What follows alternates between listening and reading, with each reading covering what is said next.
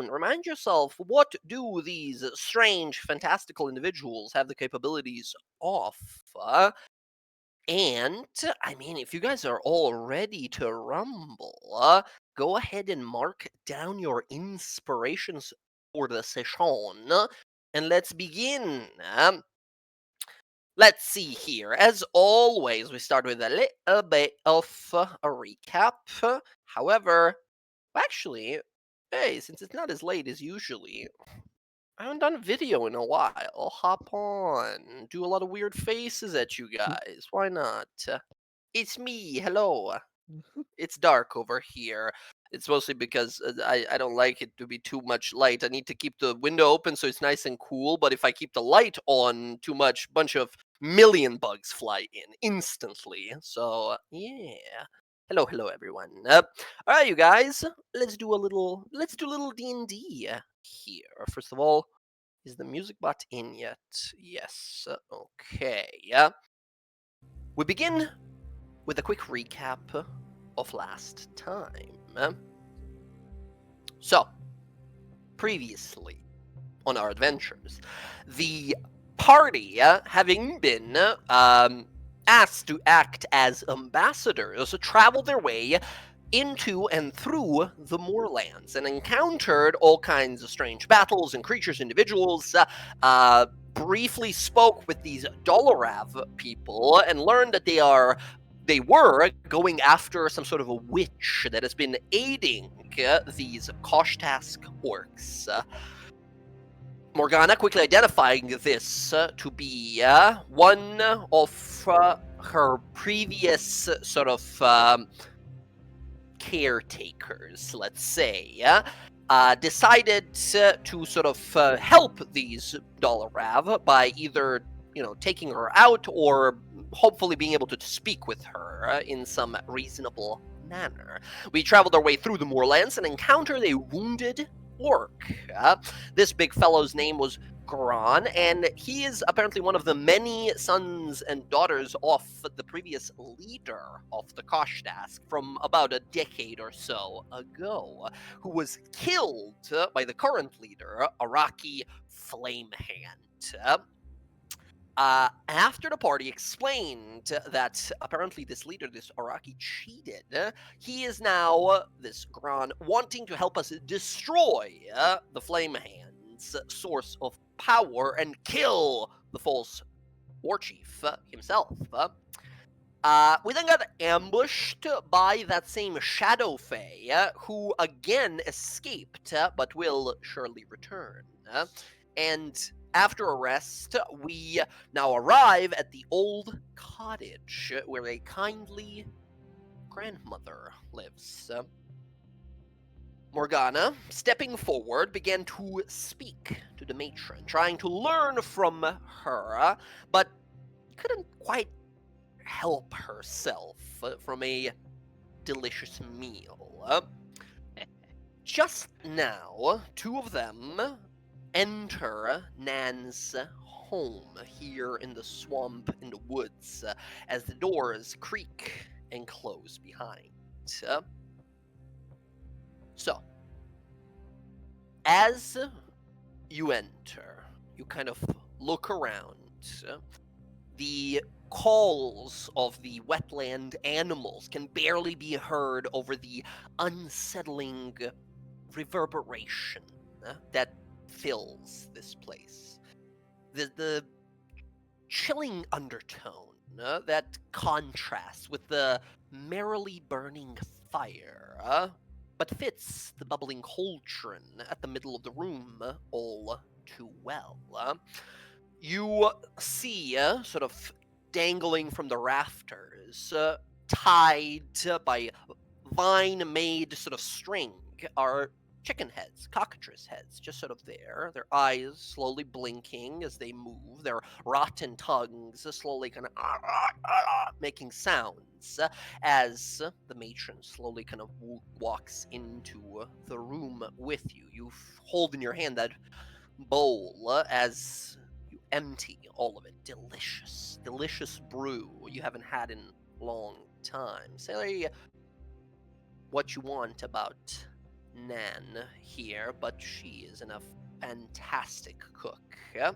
Only things left are these small little bones on the inside that, almost out of habit, you kind of clean your teeth out with for discarding them. You see on the table currently, sleeping there before waking up, is this frog. Bloated, however, one eye larger than the other, green and pustulous, sort of pulsing slowly. The frog has 3 sets of legs while it sits there. It ribbits loudly as the matron just sort of swats it off the table, kind of grumbles a little bit and jumps off to the side directly into the boiling crock pot there. She sits there and kind of looks to you, her eyes gray and sightless. You see those looped earrings on the side of her head slowly swaying as if there was wind here, as she sort of looks over to you and says, Morgana, so much time has passed. You must be ravenous. Seconds, maybe, or thirds even, for my girl. As she looks to your empty bowl.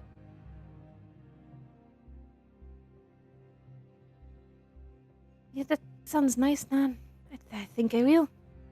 She smiles. These crooked yellow and blackened teeth kind of move off as she pours you another bowl and gives it to you as she sort of sits there in front of you. Small movement. Small woman, much smaller than you here, is sort of back bent forward, hair kind of gray but tied back in a little bun.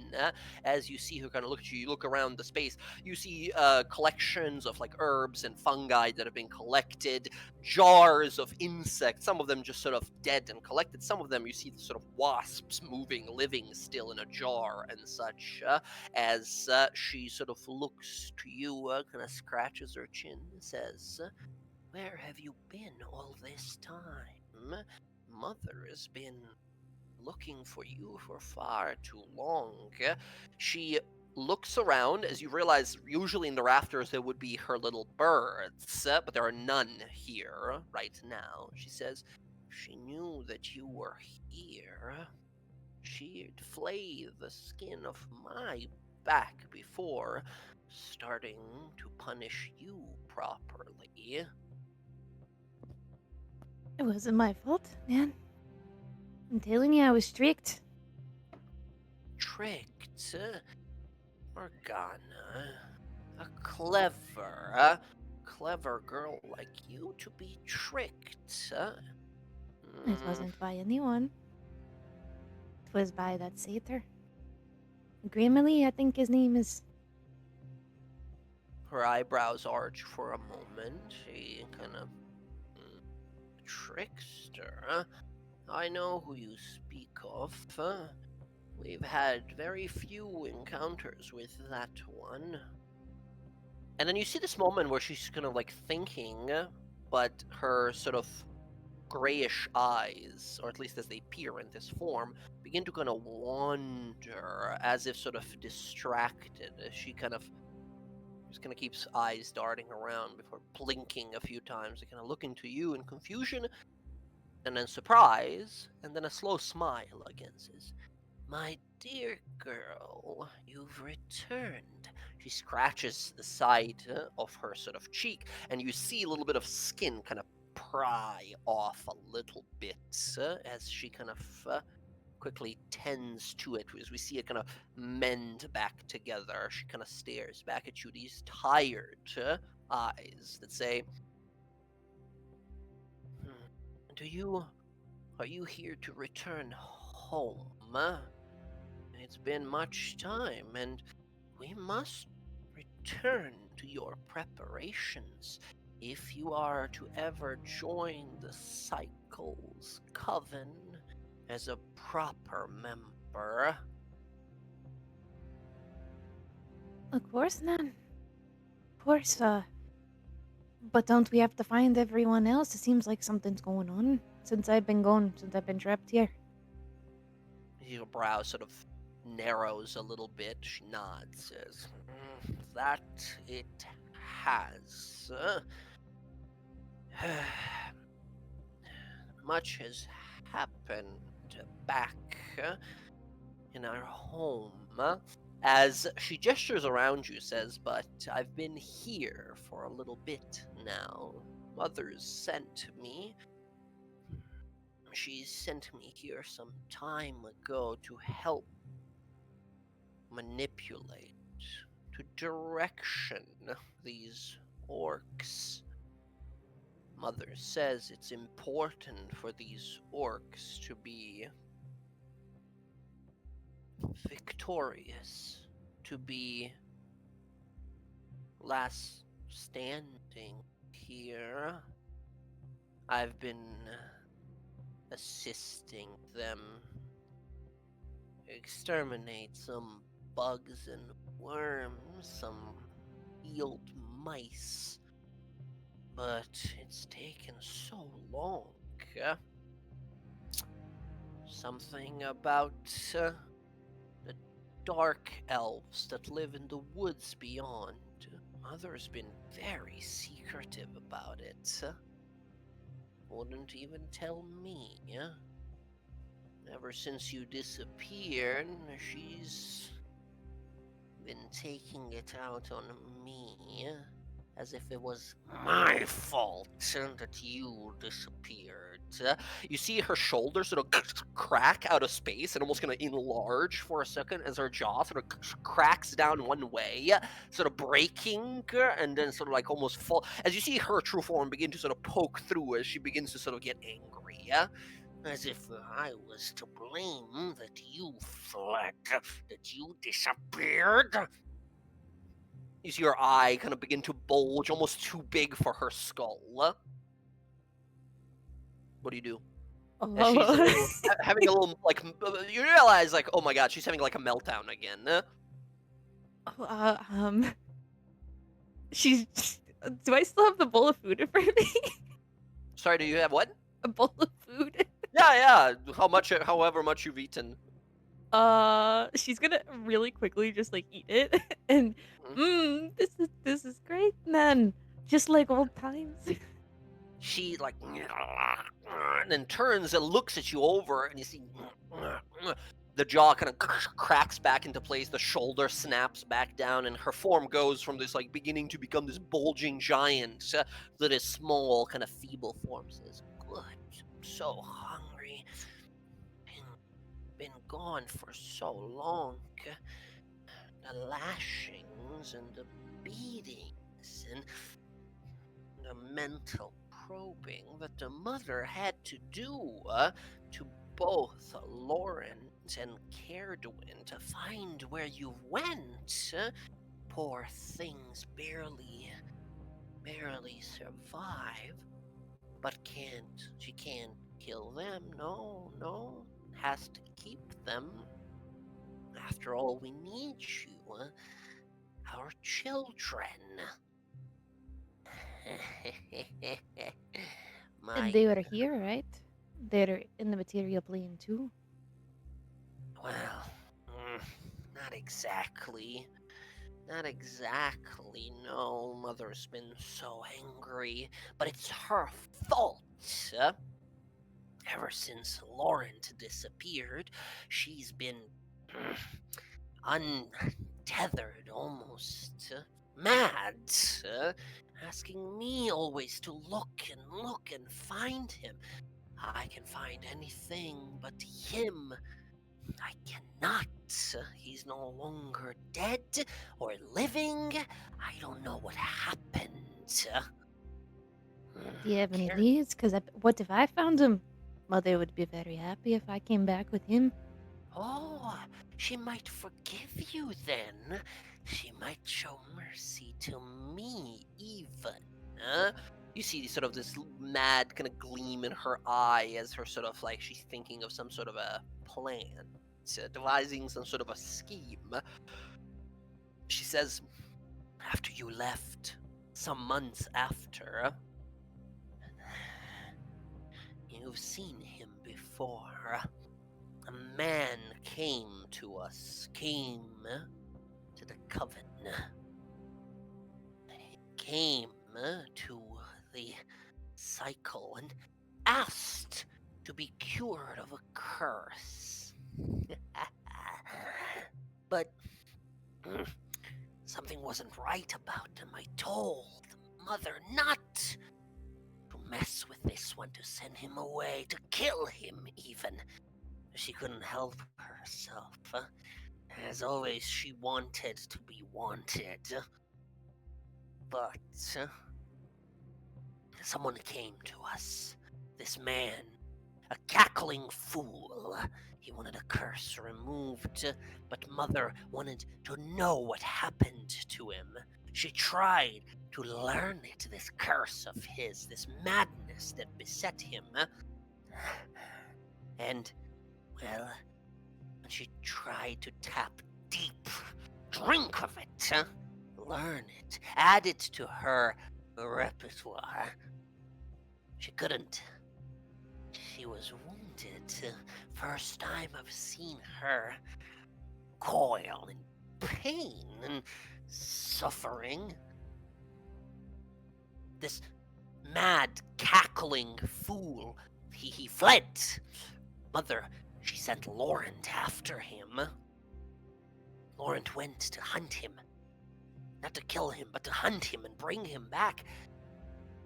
But he never returned. First you, then Laurent. Caradwin was the only one left. And Mother dug her claws into her. Caradwin screamed. So much screaming. And you see again as she begins to sort of like lose control, as you see teeth begin to grow from the edges of her lips, eyes begin to sort of enlarge, hair begins to fall off of her head as skin begins to sort of break, and between the cracks of the skin you see like millipedes begin to emerge and pull themselves across the face. You see her again like beginning to kind of like lose control. And What do you in do? this moment too, when she hears that Caradwin has been tortured, she starts Mhm, laughing, like this You really begin high pitched laugh. cackling almost as you Uh, do. Go ahead. Yeah, you just see her like the mind, sort of like a idea in her mind of seeing Mother, especially in pain and such, brings her some level of joy that is sort of getting past her already senile mind, and she's losing control of this like illusionary form of hers. What But did you he look realize, like? like, God, if she loses control, she's like the one that you've spent the most time with, the one that you've conversed with, the one that is sort of you were almost like a protege, of sorts.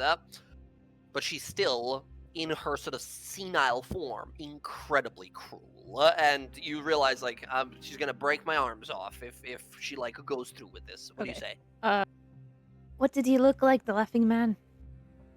She stops and looks back and says, he had a beggar's clothes, nothing much to him, just a mask, just a face hidden. I couldn't peer through it. And she begins to sort of revert again into the smaller form. Reverts sort of back and says, he had a symbol on the back of his shoulders, up of his back, of chains and hooks. 7 chains. I told Mother to stay away, and it Do I? almost killed her not to listen.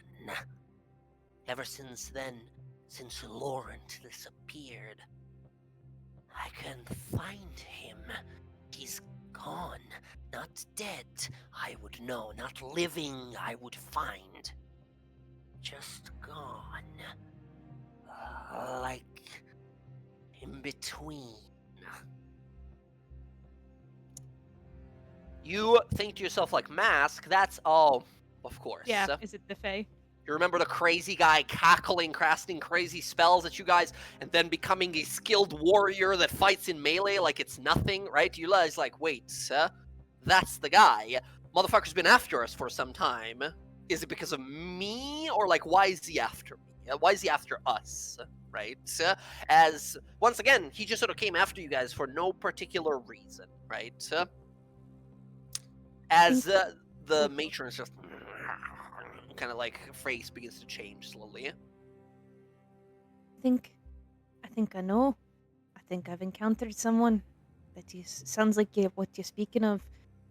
And if he's in between, I wonder if some kind of powers that he has strapped Laurent inside of him. She sort of looks over and says, I do not know, my dearest. All I know is that he's close with the dark elves that live in the Red Forest. I don't know why or what he wants with them. Their city is hidden, even from my sight. I don't know, but if he's done something to Laurent, one of Mother's little chosen toys, her favorite, if he was able to harm Mother like he did, although it didn't look like he did it with a sound mind, it looked like his curse almost just reacted. The pain in Mother's face was that within her mind. Psychic. Powerful. I think whatever it was, those symbols, those 7 chains, I think some madness hides within. And I think Mother might have seen it for just a second and nearly lost herself to it. Just imagine what kind of cursed power that would be. Imagine if there was someone who could use it, as she looks to you, More the reason to find him if he's got Laurent and this power. Yeah, that's the problem. It travels like a wizard, unseen and hidden by magic. It fights like a warrior, disciplined and trained, but it cackles like a fool. Strange thing. Go ahead and make me a religion roll. 19! Goddamn! Okay, you start thinking to yourself, like, what does that mean? What is this? And one thing almost immediately stands out to you right away. The 7 chains is a lesser known representation of a certain god that is feared by most mortals as well as most gods. This is the rogue god that doesn't play nice with just about everyone. This is the Chained Oblivion, also known as Tharizdun, the mad god of insanity and rage. This is the least worshipped and one of the most powerful gods that ever existed and exists. The 7 chains symbol from your roll there, you know that represents the 7 celestial and earthly and 7 bindings that were placed, 7 chains that were used to restrain the god of madness before he was locked away and banished to the hells or abyss or wherever the hell he is now, segmented in 7 parts. It is believed that one part is hidden somewhere in the Feywild. It is believed that one is somewhere in the Shadowfell. That 3 are here within the prime material realm. 1 is in the celestial realm, and apparently 1 or 2, perhaps, should be somewhere in the hells or the abysses or such and such. Oh yeah, so she's just gonna, Nan, that's there's doing. She looks back to you and smiles as, yes, you absolutely realize this was her sort of looking to you to see if you'll know the right answer. She says, "Haven't lost your wits even all this time away, my girl. Very good. You look strong. You look like you've killed, like you've suffered, like you've drunk of the suffering. You look strong, my girl. But one thing that I don't quite understand." She looks over to you and looks sideways to the window on the side of the cabin. The window begins to slowly open, just a creak, as you can see in the distance, waiting there, kind of like looking around, worried and hidden, is the rest of your party. As you see a bunch of birds in the trees above. She kind of twists her head to the side, and the jaw begins to enlarge once again. The teeth begin to, some of them enlarge, some of them fall out of her mouth to the floor. She says, "You bring to me these others? They're not with us. They don't belong in the Thimthrial's covens. So I bring them. If it weren't for trouble, I don't like that. I can't trust you like that. Their weapons and spells and..." She begins to sort of change shape, and at this point she's like the size of a troll. She's almost like 12 foot tall in front of you as her form begins to sort of morph and change, and as it does, this crone in front of you now is as big as an ogre. He sort of, illusion faded away, her rag-clad body stooped and bent, but massively muscled. You see knobs of dusky bone that jut out from her joints and skin, which is sort of varied colors of a bruise, this deep bluish pale. And her gnarled fingers extend almost threefold, and toes end in claws that resemble black iron. She now radiates malice, her face twisted in a grimace of a cruel glee and angered confusion, teeth sharp and dark. Only now her sort of, what were previously bloodshot and bulging eyes, no longer pale, but empty, hollowed out holes, with little crimson lights that flare inside from moment to moment. As she leans over the table, now massive, and kind of looks down to you, your already sort of twisted form. She says, "Why do you come to Nan with these killers? You don't think I hear them talking and scheming just outside my home?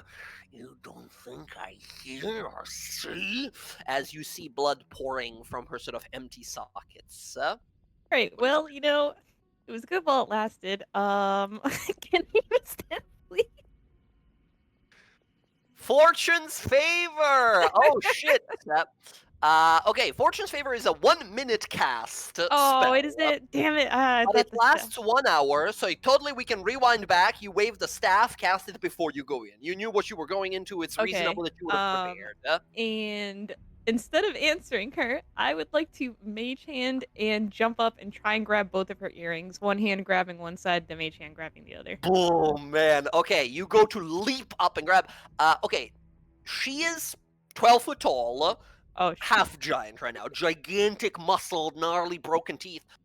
This with a mage hand, and so you're going for both. Yes. You're not risky. You don't know. It's presumably one of them, but like which one, right? As you go for, you're looking for that heart stone. You go to grab. You're not gonna like this. You're not gonna like Oh. this at all. Oh, But this no. is gonna be athletics or sleight of hand rolls to Sh pluck it off of her. Yeah, I'll take sleight of hand over Sleight of hand, go athletics. ahead. She is now she sees you do this, right? Yeah. So she's gonna try and fight back against this. Once again, she's size of a troll like now, like massive 12-foot tall old lady. Which, by the way, in her form like this, we see her living crown, which is that of uh like an old dried tree's branches, like leafless and dry and dying, that sort of spread out in these long, thin, kind of dead branches and branches ends. Okay, she's going to make an athletics roll. She is as this thing now, this crone. She's pretty damn. You haven't yelled yet. Yes, yes, yes. No, I'm talking about the hag when she screamed and You don't hear a she you don't grew. hear Do a we thing. hear that?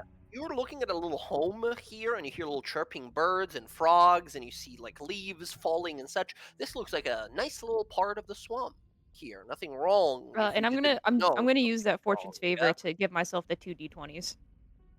Now, Is it ability that's a check? luck. It's basically a luck point. It lets you like Yeah. re-roll Okay, if so you it get a depends bad on roll. So, but she rolls, right? Yeah. It depends here. She rolls a 19 on her roll here as you go to grab, and as you cast your spell here, you reach with your own actual hand here, and a massive clawed hand grabs you by the forearm and lifts you off the ground. You feel in that moment from the staff a flickering and dozen other outcomes that begin to sort of wash through your mind should you choose to use that luck point now. Yes. No. Ah, damn it. Okay, you see all these outcomes, and as she sort of narrows her eyes and looks around and looks down to your hand, to your staff, she widens her sort of empty eye sockets, and that flaring, sort of burning magic in her eyes. You watch as all of these visions and possibilities, herself a diviner, all shrink and reduce until there's only one left, and that's this one right now. You being grappled and held like a hunted rabbit, dangling from her hands. Um. She begins to like freak out and goes to open her mouth to swallow you whole. Oh no. Can I Misty step? At this point, I'm gonna have to ask you to roll Yeah. initiative as we are going to.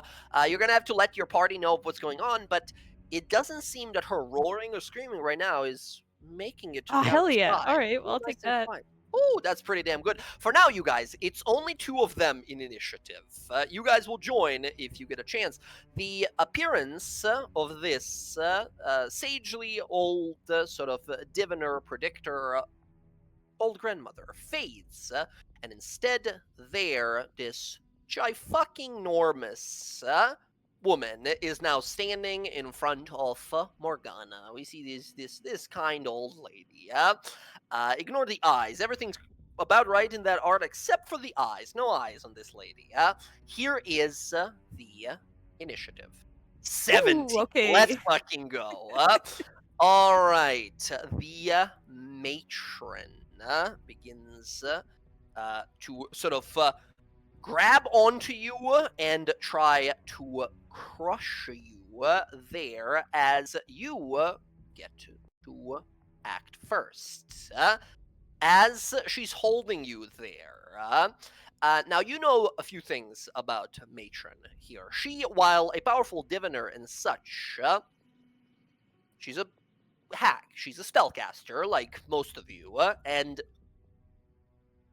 she currently doesn't have any of her birds here in the house. Most of her magic requires that requires you to see, like counterspell and such. You gotta see at what's happening. She purposely put all these birds away currently so the mother wouldn't see you guys talking. So, You begin your turn grappled. What do you do? Yeah, I'm gonna I'm gonna Misty Step. Okay, Misty Step. Here's the thing: the room is Yeah. the door is closed right now. The building is sort of closed at the moment. Well, actually, no, that's not true. She did open the small window to Windows, yeah. point at your allies. You can see outside before she looks sideways to see sort of like where you're looking in your direction, and she goes to like reach out with her magic to like close the little window. You going out or? Oh yes, I'm going out. I'm not Oh, staying grappled. hey, you teleport 30 foot. Go ahead, go wherever you wish. Alright. Okay, you appear right there. You still have the rest of your turn here, as the rest of the party, you guys are all kind of like semi-hidden, looking out towards the swamp, looking around you and such, and then you see some movement up ahead, and you see appearing is Morgana, who looks around and does what? She's gonna turn around and be like, hurry up and get over here.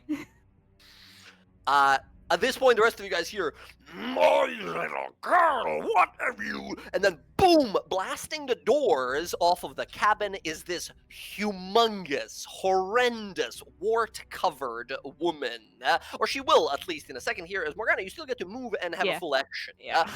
But yeah, the doors blast open, and we realize, like, oh my god, that's a big lady. Yeah. And shit. then I'm gonna spend. Oh, hold on. How far am I from her? Oh shit! Hold on. I gotta move closer. Which one of you guys casted See Invisibility last time? One of you guys casted See Invisibility before we think entered here, but I'm Morgana sure. I think it was me. Yeah. Morgana, you see the flocks of birds nearby begin to swirl around and form into these like crow / raven humanoid warriors with glaives that begin to like Oh, that's form cool. into a shape. There's a bunch of enemies all around us. If you can see invisibility, I gotta need it. And then I'm gonna spend some points to quicken a spell. And so I'm gonna do 2. And I'm gonna mage hand again, and I'm gonna try and snatch an earring. Okay, this time around, because you're just like this is not an up close thing. You're trying to just grab it. Being fast about this is the only way it's gonna work. She's still like fighting you in a moment. You're gonna snatching stuff off of people is funny enough. The way it's set up in D&D is like an only like rogue. What's that like invisible mage hand rogue? Oh, or called? telekinesis too. Yeah, I think. or telekinesis or something like that. Mage hand. Here's the thing. I'm gonna let you try, but now that she knows that something is up, I'm gonna give you a disadvantage because Mage hand can lift 10 pounds of stuff. It's not a strong big hand. I'm gonna give you a disadvantage on your sleight of hand, and she's gonna fight it off with her perception roll. Well, it's worth She a can't. try. She can't roll that low. She cannot get a 3 or less. You conjure a mage hand again. Go to grab for it, and she steps forward. The mage hand approaches her and begins to turn into this gnarled, dried, skeletal hand that turns into dust. You like see it age. The spectral energy ages, turns into an old man's withered hand, and then a skeletal, and then dust, as if. Seasons passed and time has aged it as she steps forward towards you. Okay. At this point, you've done just about everything you can. I'm going to ask everyone. Oh, I took away the initiative. To roll initiative and join us as you realize, like, oh shit, something's up. Let's go. To keep this initiative going, and rather than have a bunch of our like NPC friends here slowing us down, you guys will see as these sort of ravens are beginning to fly around, as these crows, you see them sort of like swirling around, going everywhere, going crazy and cawing. Forming behind you guys, where you came from as well, forming from these ravens are these like glaive-wielding raven warriors, maybe like 5 or 6 of them. To keep the initiative nice and simple here, Gron, the big orcish warrior, and Captain Ray are gonna look to where Morgana is. Ray looks over and says kind of like to Odo, but like to everyone else, and says, save your friend, we have the other ones here. Gron is... like seeing fucking Morgana going, oh, and turning around and running away to the other guys to fight them instead, because once again, she looks horrified. She looks disgusting. She looks gross, as he mentioned before. So our NPC friends are going to be over here fighting another 4 or 5 of these, but forming out of these ravens around here. Let me get rid of these ravens real fast. Bam, bam. Oh, actually, Emily, correct me. Is it ravens or crows? They're crows, yeah. They're crows. Thank you, thank you. Okay. Forming are these things. We see a lot of these guys form as Morgana almost immediately next to you. There is one of them. You see wearing sort of bronze and sort of almost like a finely fitted magical armors, as if like these are magical more so constructs than actual like creatures. You see some strange rune spear wielding things, guys. This is what they sort of look like. These crow warriors. Sorry, yeah. Are they like flying or like are they? No, like, no, they're running? on the ground right now. Okay, just curious. Okay, there we go. That's initiative for you guys, as them guys are gonna. Okay. Yeah, let's roll for them. We're just gonna have one guy represent them. It's gonna be all the way in the back guy. The all the way in the back guy rolls initiative. Vigilant blessing. Who's getting it? Alcina, you have advantage on your initiative. See if you can roll better. No. We'll keep the 13. All right.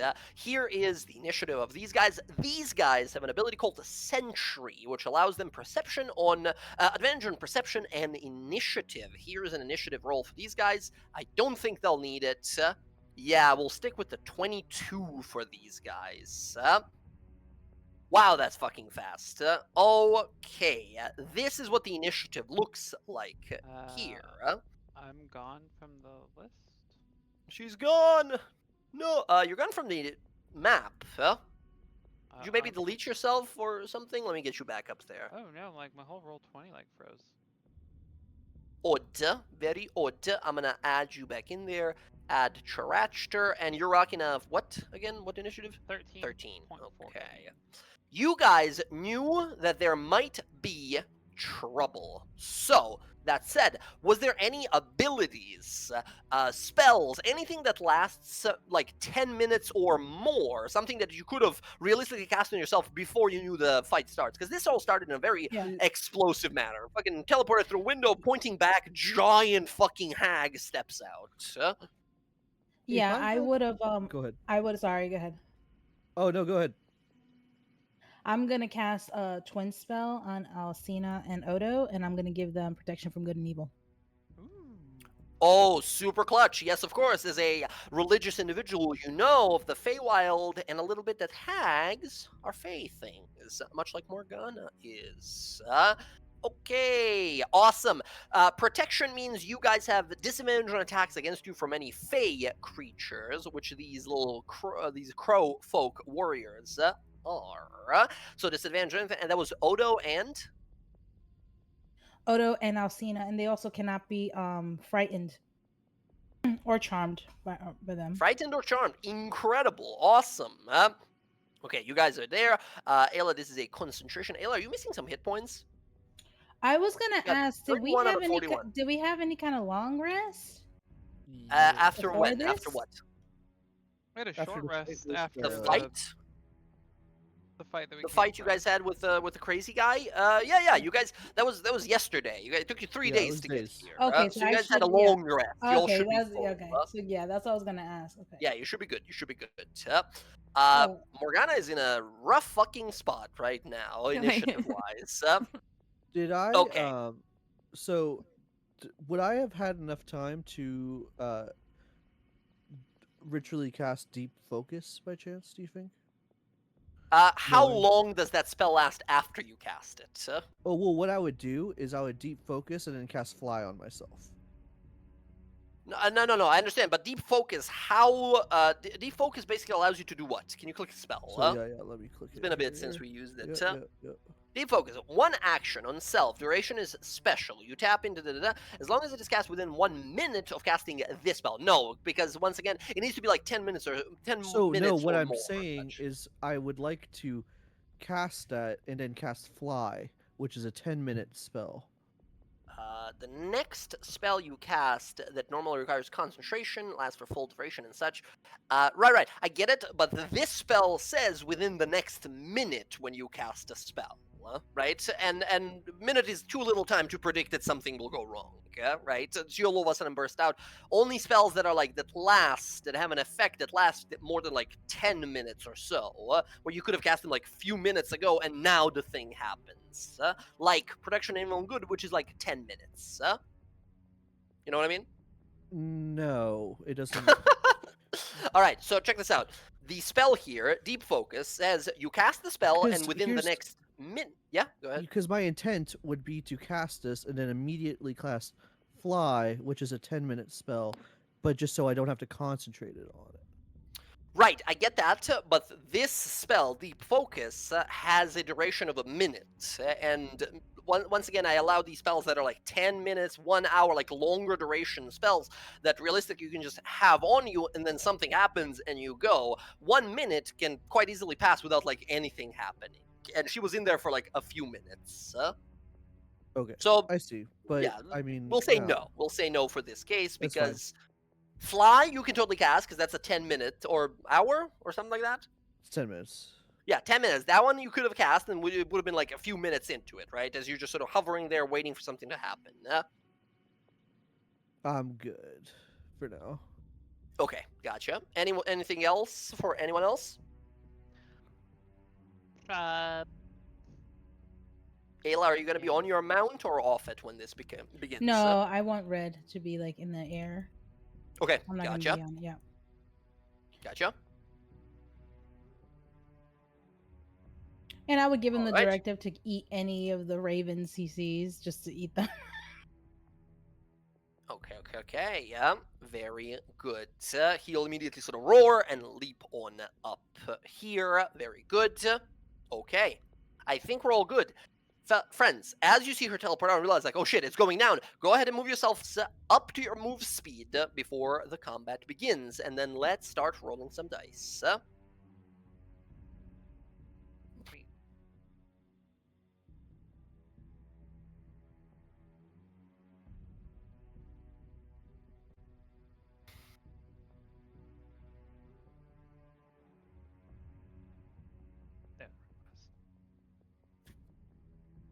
Okay. Looks good. You guys see these, like, crow warriors stepping in your path here? Yeah, there we go. Alondra, I imagine you're under the tree or up on the tree, yeah? I don't know. Under the tree, I guess. Okay, So, like, there's a tree there. If you want to make an acrobatics roll, you could what be is up. like the deal here? Like, is this like It's just how- like a stone fence, basically. Yeah? okay? Is it's not Nothing very can be high? bolted. No, it's like Okay. 3 feet tall. You can Oh, easily okay, jump no problem. over Yeah, I it. want to be under the tree because I want line of sight on everybody. so Gotcha. if possible. Center of the tree, we'll say, is like about there if you're looking for Yeah, cover. yeah. Okay, that's gonna be everyone. Let's start this initiative. So, as we hear the sounds of the crows, the murders that begin to sort of swirl above in the air, blackening the sky for a moment, we see bursting out of this door a massive boil-covered crone. She calls out, roars in Sylvan, saying, "Must be bringing you back to Mother before she punishes us all again. That was it, wasn't it? You wanted to disappear, so we would get punished and flayed. This is what you wanted." As she begins to come out, you see sort of losing focus in her eyes immediately as that sort of kind of senile, merciless self begins to emerge out of her. She calls out, says, My little birds, bring her to me. Take her down, and we'll take her back. Because she cackles across the whole forest here as all of these crows sort of nod, look to you guys. Some of them begin to fight you guys over here. Alcina, this one approaches you immediately, deftly silent. These raven folk approach you and Odo here. Morgana, these guys are all going to go for your friends at the moment here, and also step in like that so they kind of like block your path, basically. Yeah. This guy in the back is going to take aim with his longbow at Morgana, but immediately will stop as the matron looks over to him and grinds her teeth immediately, as if warning him not to hurt Morgana.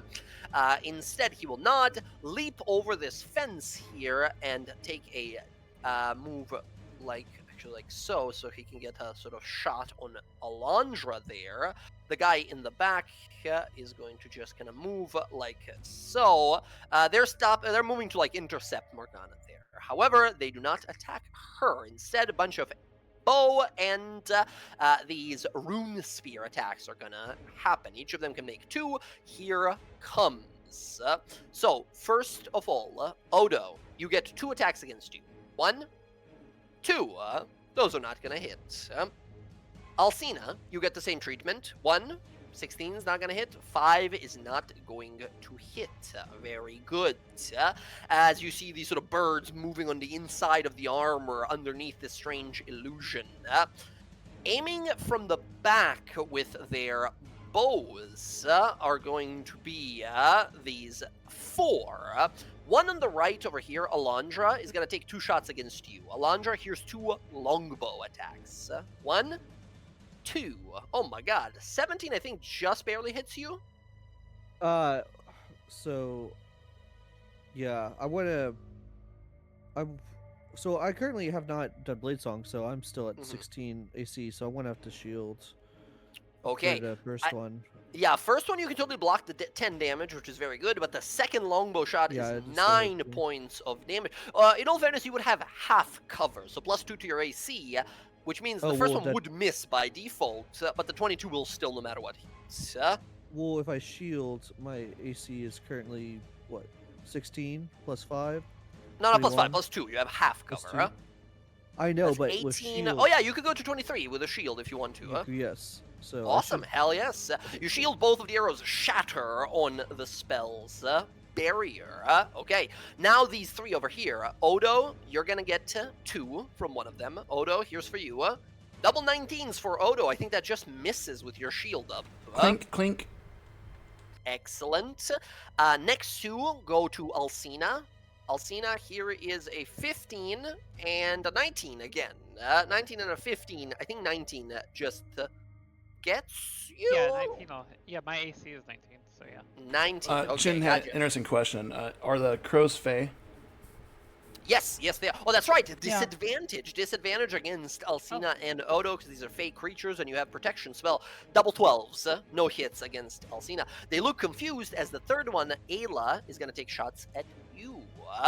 Ayla, here is 1. Jesus, that's a 24 for you.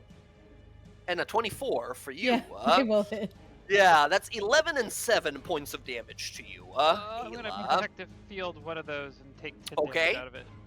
10 damage, let's say off the first one.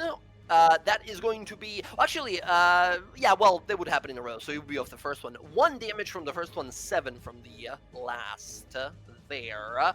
You take 8 damage total. Mark it down. You do get hit twice. I need 2 con saves. No. Okay. Go right ahead. DC 10s each time.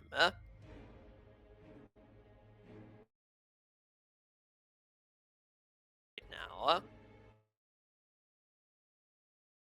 Let's fucking go. Okay, you're good. Both of them succeed. Both of them are fine. Incredible. That is going to be all of their turns. Bunch of longbow attacks, bunch of melee attacks. That's how it goes. Morgana, you're in the middle of this, but you immediately realize it's the matron. Spin their blunt end in your direction. And I'm gonna pull out the pipes of haunting and play them. Incredible! The pipes of haunting come on out. Let me find those in the list of our things.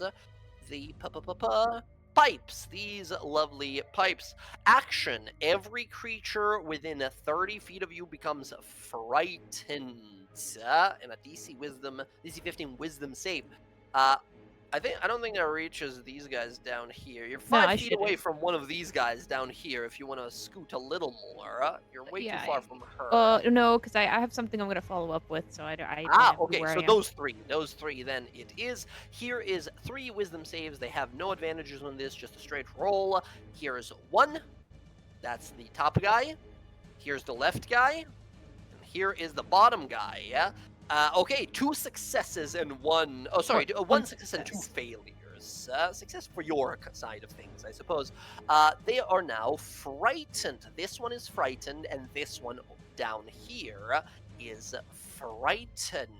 Disadvantage on their attacks and checks, and they cannot willingly approach you. At the end of each of their turns, they can reattempt the saves. And then I'm going to quicken the spell, too, right after. Awesome. And I'm going to Thunderstep. Thunderstep, awesome. Where you going, Well, I wanna... What's the range of counterspell? Hold on. 60 feet? 60 feet, Oh, that's the wrong thing. I'm gonna save you the pain here. You have known the matron for some time. You know that that's not one of her spells. She does not know counterspell. You just know that. I know that, but I want to be within range of her. Oh, I see. I thought you worried about her. Yeah. No. Gotcha. I want to be close enough to her to tell anything she does. Very cool. Now, keep in mind also, wherever you position yourself, that is where these crow folk will not be able to approach. They won't be able to go that direction. So you being in front of your friends means they can't come closer. But yes, I will leave it up to you. However. I don't know. Alright, they can't come closer, which means, I might go...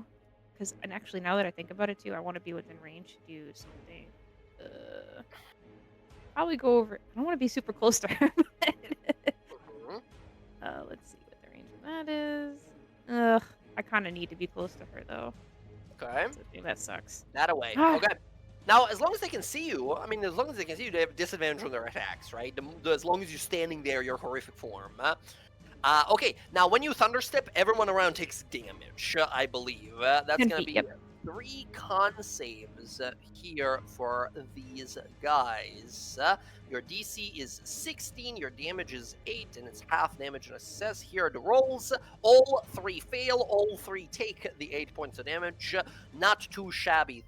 24 points of damage there with the spell as boom! A loud explosion leaves a crater below, and we see you reappear over there in the little area. Once again, while everyone is seeing this old, sort of dingy swamp, as if blinking between realities, Alondra and Morgana instead see some small part of the Feywild. Bright colors and trees and such.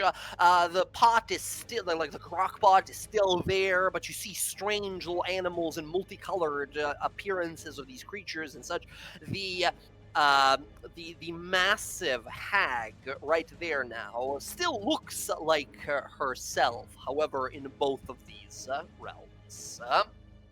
Alright, Morgana, that's solid. Yeah, and I'm... bonus action? Oh my god. Yep, that was action and bonus action, but I'm gonna have Mordred, if anyone tries to attack her, just give advantage. Gotcha, advantage against her. We now go to her turn. She is going to sort of kind of step forward, massive, lumbering steps over here, as she begins to sort of look around, and one of the ravens over here looks in your direction, Morgana, and that's when the matron spins around to look to see where you are. She is right on over here. She is going to look at you and say, "No more running, dear. No more running, dearest." She is going to do two things here. First of all, she casts on you a little spell known as Mind Spike. No running, Morgana. Morgana, I need you to give me a wisdom save or you take a bunch of psychic damage. Alright, I don't want to counterspell this one. I'll She's take the gonna do this at counterspell. second level. This is a second level spell, is what I meant to say by that, but I said it weird. That's a success. Incredible. You take half of this. You take 6 points of damage here as you feel this psychic impact against the side of your head, as you see these eyes open in the back of your mind, as if someone else looking at you now. But you manage to sort of fight off the effect almost immediately. She looks about the field, though, and looks over to these people that are with you.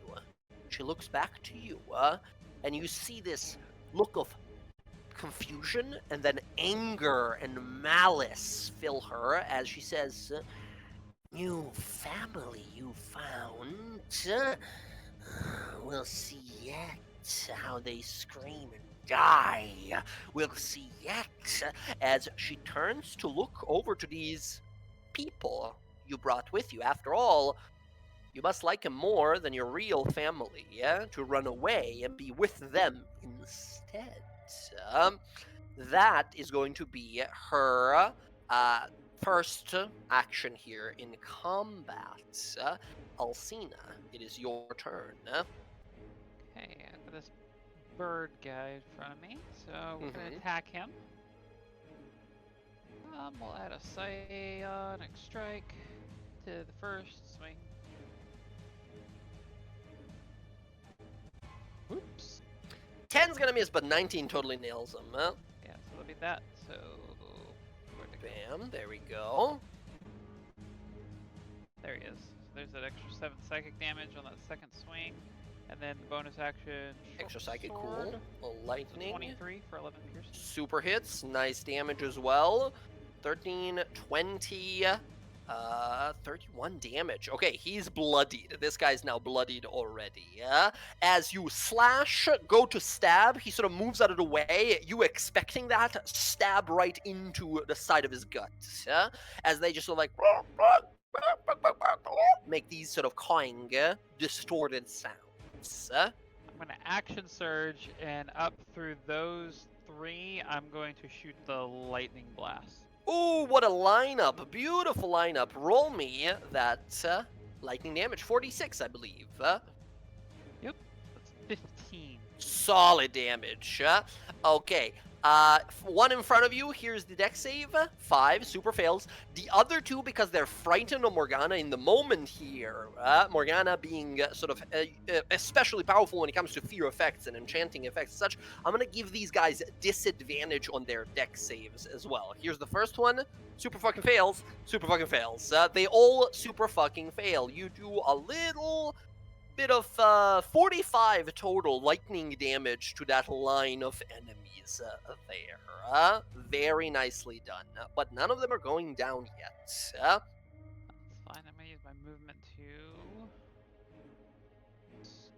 scooch about here and let's back over 5, 10, and then we're gonna run 5, 10, 20. We're running good. They're both gonna attack you. They have these long spears with reach. They're both gonna try and stab you as you leave. Yeah, that's fine. Okay. Here comes 2 sorrowful rune spear attacks. 12 and a 13. Not so much. Okay. Once again, these all have disadvantage. Alcina, you're chilling over there. Odo, we go to you. Alondra, you're up next. All right. Odo's gonna move over here. Seeing that These guys have no reaction, so you can move as much as you want. We're just okay. Yeah, and rapier the wounded one. Try and take him down. Awesome. I need you to give me a wisdom saving throw as you go to reach for the rapier. Wisdom. You feel your fingers begin to sort of wriggle and wrap around the whip before you pull your hand back. Shink, drawing the rapier instead. No, when I say so. Exciting. All right. You watch the heads of the whip animate and like hiss Yourself. but then sort of recoil as you succeed on your wisdom save and kind of coil back up. All right. So the wounded one. I don't think a 14 hits, does it? 14 hits. Oh, Yes. sweet. Absolutely. That is going to be 13 points of damage. Not dead yet, though. Ugh. All right. Tough burns. Second attack. That one hits. 13 points of damage is close, but still doesn't kill this one. Are you kidding me? Bam, bam. 2 quick stabs through the chest. You see a bunch of bird feathers falling out of it. Okay. I don't want these things attacking Ayla. So the one that is standing, we're gonna try and shield bash down. They're both standing. Which one? One that you just I'm hit, sorry, or the unwounded one. the unwounded. Okay, gotcha. Correct. All right, go right ahead. Give me that athletics roll. Here's its defense. 8. It goes to move out of the way. You slam it across the beak. The creature goes prone instantly. Bam, prone. Okay. That will be my That's your turn. action. Bonus action. Okay, Yep. stay right there. Looks good. Alondra, your turn. Ayla, you're up next. Oh, What you got? I'm sorry. Odo yells out, Morgana, did that thing eat your nan? That is my Oh, nan. man. Oh, this What? gigantic thing roaring up. As Nan looks over to this little half man and looks over to this crockpot, and it looks like it would be a good fit for him as she smiles and begins to move forward. All right, Alondra, do your thing. My roll 20 just crashed on me. Oh, shit. Give me 2 seconds. Okay. This has never happened to me, Give actually. it a reload. Give it a reload. No worries. Roll 20's been a little fucky-wucky lately, seems. But yeah, Alondra, as you're sort of like moving around, there's a bunch of arrows hitting your shield off to the side as that one guy is locked in on you. Which guy would that be? The one on the right? The guy on the right that was shooting at you This previously. one? Yes. Okay. Okay. Well, let's do this then. If you guys locked in on me, I will be like, oh, you want a dancing partner. Mhm. And I will Blade Song, bonus action. Okay. AC goes up, speed goes up, all the great things. Yep, and then I will use my 50 feet of movement to get to within 10 feet of him, like here. Oh my god. Yeah, absolutely. Now, there's some like difficult Yeah. terrain and such, but you are super fucking fast at the moment. Go ahead, give me an acrobatics roll to get over it, like without the terrain slowing you down. Actually, yeah. Do I? Isn't there something in Blade Song that I get like Yes, actually, you get Advantage or advantage on something? acrobatics during your blade song. acrobatics? Here. Acrobatics. Natural Jeez. You rush forward, leap off one stone onto the other. You leap onto one of these branches and launch yourself across, coming down towards this guy. If you choose to make an attack roll as part of your turn, you can have advantage because of the natural 20. I'm not quite in melee with him though. That's the only problem. So Mm-hmm. I mean, Fair enough. yeah. So, Barnabas will come over. I mean, still, if you were like fireball or anything that's an attack roll, right? You would Okay, have yeah. So advantage. because I plan on poison spraying him. Poison spray. That's a con save, I believe. Yes. Let's see here.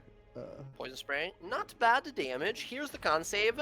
15 just fails. Takes 12 points So, of poisonous I do have damage. something of this though. So, Venom of Ages. Yes, yes, yes, exactly. Whenever you, as a part of that altar to interacted with, power of Zahir, the god of venoms and assassins, boils within. Whenever you deal poison, you can choose to add 1 additional dice to the damage. You also gain the Poison Spray cantrip. That's it. Go ahead and roll 1 more d12 as a part of this Poison Spray. 10 more damage. Awesome. The venom that pours. What does this look like? Do you hold your hand and we see a sigil appear and venom bolt shoots out, or do we see you like a snake fucking spit it out at him? Like, what is Yeah, this? I kind of what want does this look like she kind of just does a circle, and then a snake literally comes out in a circle and like spits venom at him. Sprays the venom into him as he begins to sort of move around in terrible pain as the venom is burning into his flesh and skin. Awesome. There you go. A little extra poison damage for yourself. Not too bad. Yes, yes, yes. Very cool. Very my turn. cool. Okay. Now keep in mind, you have that Bladesinger thing that says, like, when you cantrip, you can also attack, but I don't think you have a bow or something like that to attack with. I don't even. You think gotta I get have, yourself. Like You gotta get yourself like a whip or something that can like attack from distance. Hey, I know someone who has one of those, but Okay. Alondra, that's gonna be your turn. Ayla, we go to you now. Yeah, I'm going to cast Twilight Sanctuary. Okay, the sanctuary, nice. There we go. 30-foot protection barrier. As the twilight shadow begins to spread from you, we see little stars glowing within it. Yes, it's all like a dim light now. Protective area. Very cool. And then I'm gonna cast bonus action Sanctuary on myself. Sanctuary on yourself. Awesome. Yeah. Protected and super protected. Yep, and then I'm gonna roll some temp hit dice for myself. Go right ahead. Go right ahead. Nice. Very good. 8. Pretty damn good. Pretty nice. That's max. Awesome. There we go. Put a little plus on you there. Ayla, unless you're going to move, I think it's your turn. Question, can Red get that 8 as well, or no? It depends on how high in the sky. Yeah, like how close do you want him to be? No, I want him pretty. I don't want him. Well, I want him to be able to. He could be helping. He can like help Gran and Ray over here, like fight. Because there's another like 6 more of them having their own battle over there. Then I would do that. I would have him help them. Okay, we'll say he goes over there, snatches one of these, lands in them, begins to rip some bird feathers out of a person. Okay, yeah. So I don't want to move any closer to these things. So all of you guys are sticking together. You see Odo run forward, defending you, fighting these, landing these precise strikes. Alcina, slash, lightning blast, goes to move in. Morgana goes, instead of to you guys, all the way back in the other corner, and Alondra does some Legolas shit and like runs across water to fight some people deep inside of the battlefield. Yeah, I mean, she's gonna stay right there because once these 2 are gone, we're gonna move a little bit more up closer to be able to get more, like, get near Alcina. But right now, I think Ayla's gonna stay there. She doesn't want to get hit. She doesn't want to get hit by these things. Awesome. End of your turn. Temporary hit points. Awesome. We go to these Raven folk. They are just going to make a bunch of attacks. Odo, the one that you knocked prone, Cause angrily and annoyedly gets back up and is going to make some attacks. Odo, you are going to take on 4 attacks from these guys. 1, 2, 3, 4. All 4 miss as spear swinging. You block, dodge. Some impacts your armor. Your armor is pristine. It blocks all of it. Incredible. The ones in front of Alcina over here, 2 that are frightened, run away from Morgana, but run directly into Alcina over here, while Morgana, this one goes after you over here. Alcina, for you, with disadvantage, 4 attacks from these 2. 1, 7, instead of a natural 20, that's a natural 1 instead.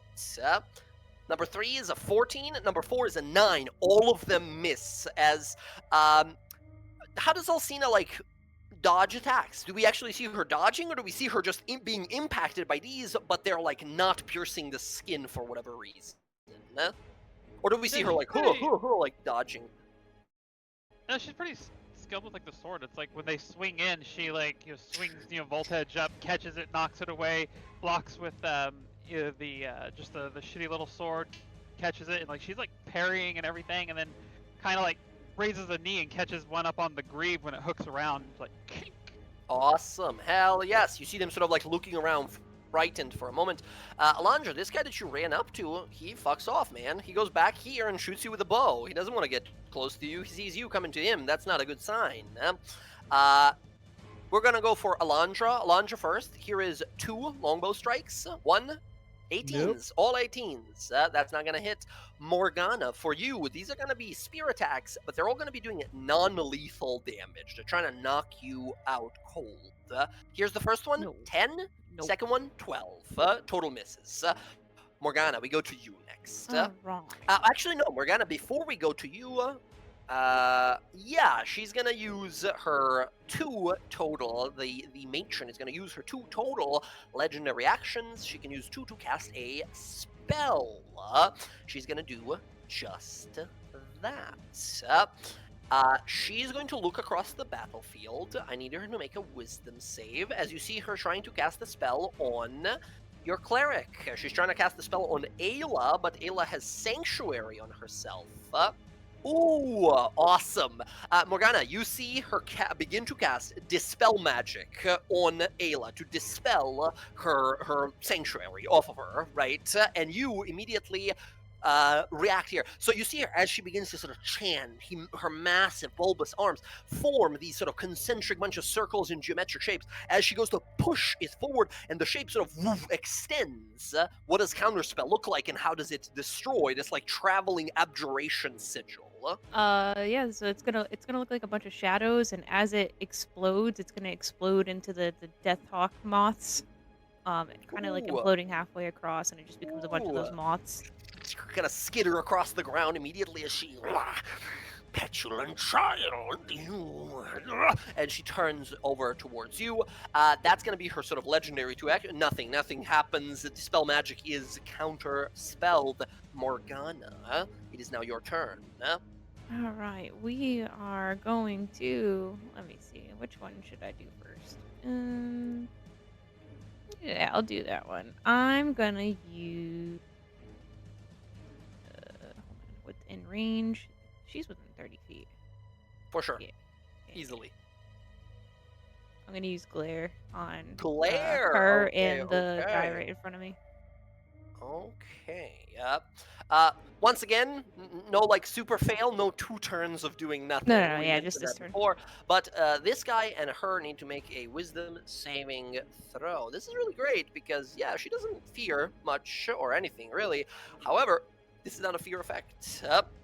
Here is a wisdom saving throw. She gets a natural 20. As you glare at her and she looks back to you and does the same. The guy in front of you, however, 13. He looks at you and begins to back away frightened. Okay, he will spend his next turn taking no action, so he's just sort of like kind of petrified there for a moment. Okay. Cool. And then Damn. going to bonus action, and I will hex her. Bonus action. You cast the spell already this turn. Oh shit, you're right. I Glare, forgot. right? I'm just like, I got all these things I can do. I always forget Yeah, because I keep well, using all yeah. my sorcery points. Yes. You can quick a cantrip. Can I? Yeah. Was that yeah, an totally. action? Glare was an action. Yeah, glare is an action as a spell. No, You I can don't. I don't bonus- have yeah, enough sorcery cantrip. points. You don't Oh, have a gotcha. bonus action cantrip? Nope. Well, no one has bonus action cantrip. I mostly. know. But I'll move Mordred up, and he'll if just you give quicken advantage. it, you can totally quicken some cantrips. Oh no, if you I've have used the a lot of bonus, yeah. sorcery points already. Okay. Mordred once again giving advantage. No one's attacking. No one is attacking. Yeah? The caring grandmother here, the matron. Who does go next? Unless you're going to be moving, Morgana.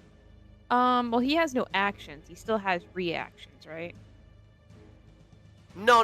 But when someone has no actions, Oh, that sweet. means they have actions, bonus actions, or reactions. Those are all considered actions. Well, I'm gonna move then. She's just standing there, sort of dazed, looking in Menacing. confusion. Off Get you away go. Yeah. Okay. We go to the caring grandmother here. We go to the matron. She is going to look around. Morgana, she's the most civil one out of all of the Cycle Coven's members. However, when angered, she's extremely bitter of a person. She looks to these people you've brought to her. She's gonna try and cast another spell on Ayla here.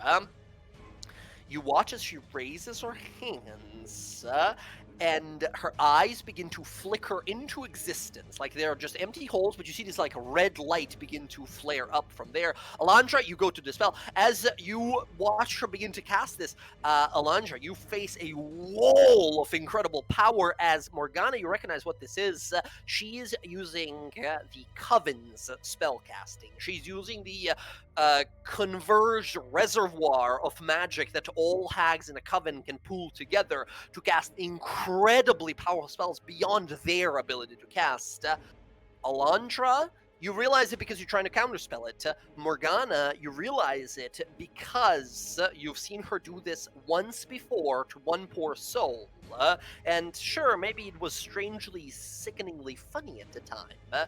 But right now, with the Coven spellcasting, she's casting Time Ravage, a 9th level spell at Ayla that would age her until there's only 30 days left of her natural lifetime left to her. 10d12 possible damage we're looking here as she begins to cast this earth-shaking spell. Alondra, you know the DC. It's 19. Go ahead and roll me an intelligence check. Oh no. Okay. Fingers crossed. Using inspiration. 13 is using not. inspiration. Oh, inspiration. Okay, go ahead. All right.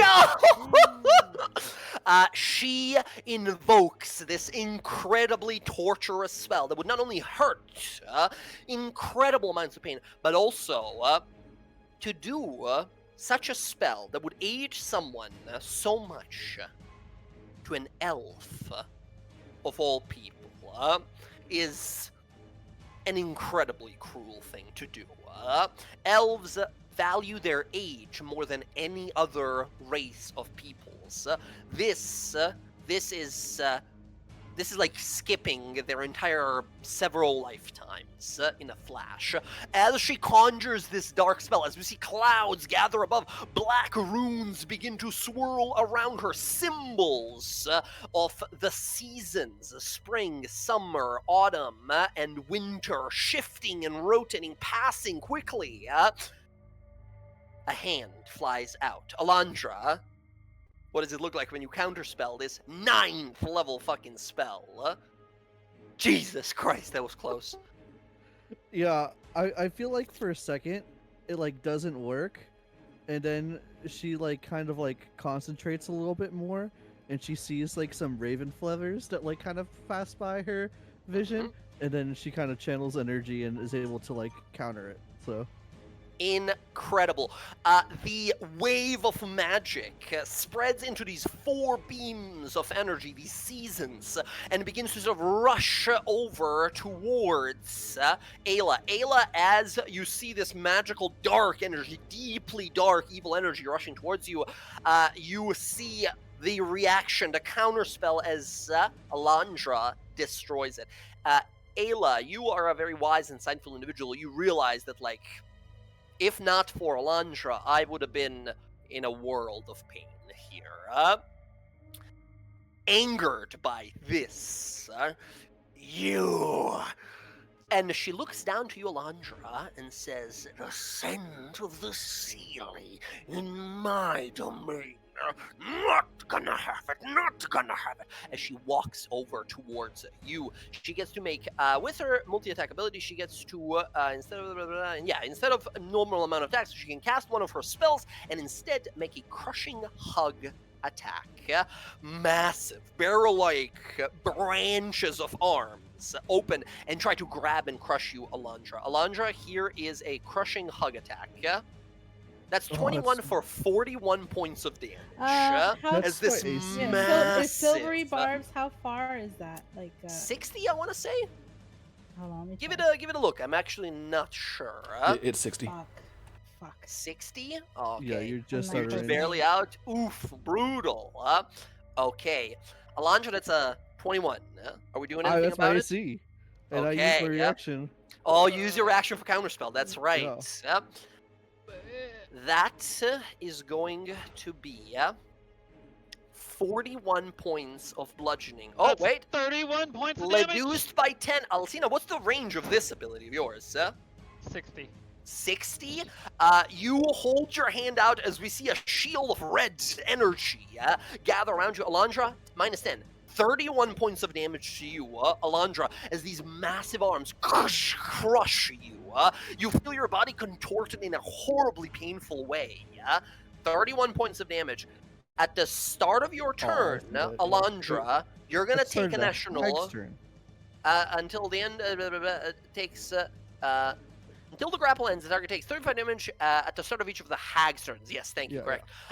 Next turn, if you're still there, 35 damage, just crushed, right? Okay. She can't make claw attacks while grappling anyone in this way, but that's all right. She's just going to keep squeezing. Okay, that is her attack there. As Alcina, you have these... Oh yeah, sorry. These guys need to make little wisdom saves for being afraid. One guy is no longer afraid. The other guy still is. All right, go ahead, Alcina. It is your turn. Odo, you're up next. All right, cool. Alcina's gonna run. I know I'm gonna take attacks of opportunity, but this is fine. Again, okay. 5, 10, 15, 20. Both a disadvantage. Here are your attacks.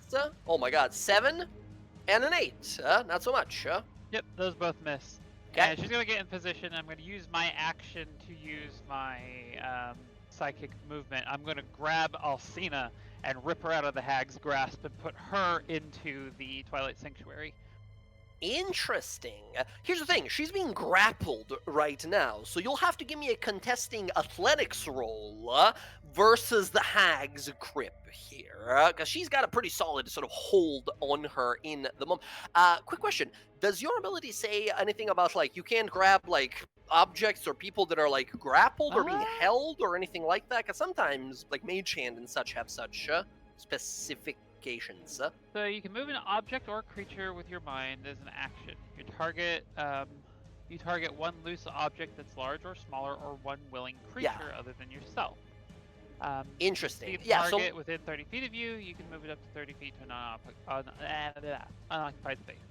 Got you. Okay, once again, she's being grappled right now. You're trying to force her out of the grip here. We're going to have a little opposed athletics rolls here. Alcina, go ahead and give me an athletics roll. You're trying to beat a 19. That's a quite high roll to beat. I'm going to use my inspiration. Inspiration, go again. That is not... unfortunately gonna do it. You try to rip her out of the grasp with your telekinetic abilities. She's not going anywhere. She's being grappled too tightly at the moment. Well, very solid attempt. Terrible luck. Yeah, man, that sucks. Sorry, Alondra. Okay. Yeah. I like hugs, but trying to crush you at the moment. Alcina, that is going to be your turn. Bonus? I do still have my bonus action. Yeah, I'm going to drink Potion of Rage. Potion of Rage, awesome. You go into a rage, you take reduced damage, and you get to add a little bit of damage on top. Very, very good. That's the second, I think, Potion of Rage? Yes. I bought all 3. You bought 3. Yeah. Okay, Alcina, you go into a rage. Incredible. You drink the potion, you feel power within you. Okay, that's gonna be get you. Get your hands off her. I'm the only one that gets to hug her indecently. She continues to break her. Odo, your turn. Alondra, you're up next. Odo, there's these guys still left here. I know that Ayla casts Sanctuary, correct? I'm aware what that does. I've seen it before. Yeah, you see a magical barrier that covers her right now. Can I see what that spell does again, just so I know what it does? I can't cast any Wow. As long as Okay, she doesn't so- cast harmful spells, anyone who would attack her must make a wisdom save or give upon the attack. Yeah, DC 16 wisdom save, or they just give up on the attack. Well, they have to choose another target, right? Yeah, but there's like, Yeah. you know, if there is one nearby. Oh Yeah, God, the only one is Kata. You gotta get Kata out of there. It flies off. Okay. Damn it. She's pretty well protected here. One of them is very injured and such, but yeah, as long as Ayla doesn't damage people, she's just chilling in there safe. Yeah. Does Alondra get hurt on her turn or on the hag's turn? On the hag's turn. Okay. All right. So I'm just gonna I have a plan. I'm gonna trust in Alondra to do her casting stuff to get out of there. We're gonna try and kill this one that's wounded. Okay. All right, rapier. That is easily a hit, and that is going to be a kill. You run your blade through its chest, and as you pull it back, the armor falls down, and a bunch of birds, these crows, go flying in every direction. Okay. Then he's gonna move 10 feet. When that happens, Alcina and Alondra, you guys are close enough to see as the matron blinks, these like red flaring eyes that these like as if manifested magical eyes, they begin to sort of blink and kind of fade in power as she begins to look and kind of like confusedly squint in that direction where that one died. Can I shout that out, that killing these seems to affect her vision? You can, or you can mentally communicate it to everyone. Oh yes, I will mentally communicate it to everyone. All of you hear a voice in your head all of a sudden off. You hear the speech, the voice of Alcina's informing you of this. Can they respond? I don't remember. They can, yes. Okay, yeah, all you are able to like briefly communicate if you wish, but Odo, as soon as you kill this one, it seems to weaken the matron somehow. Good to know. Okay. He'll move 10 feet. Can I have Kaden move? Yeah, for sure, for sure. She's gonna give me a hand. And we're gonna do our second attack. Second attack, let's go. 12, even with advantage, will miss here, unfortunately. Yeah? Rough luck, friend. Yeah, all right. Bonus action, try to knock it prone.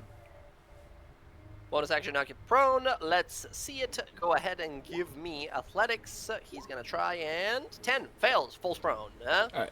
Blam. That is Odo. That is going to be Odo, nice and simple. Very good. Alondra, your turn. Ayla, you're up next. Alondra, Okay. you're being crushed. I am being crushed. So I'm going to. Like your feet are off the ground at this point. Yeah. I wanted to say, sorry to bounce, but you know, toodles, and then. But you know what's up. I'm going to face step here. Ooh, nice. The Eladrin ability to face step 30 foot. Very good. So I am Autumn currently. Uh-huh. So this is the Autumn ability. I will post it. Autumn, immediately after you use your first step, up to 2 creatures of your With the same. choice. Oh, and become Charmed. Charmed. I doubt Okay. that she can be charmed, She but if cannot it's- be charmed. Oh, The okay. hag Let's is immune to the charmed condition, unfortunately. figured as much, but I thought I would. That's the one you are. It is what it is. Okay, gotcha. 30-foot teleport. What now? We need to take out these like guys. So, yeah, we're just gonna. I think we just gonna run for the hills for now. Get some temp HP. Yeah, so Okay. Alondra's gonna go down into like here. And Okay. Barnabas is gonna go down too.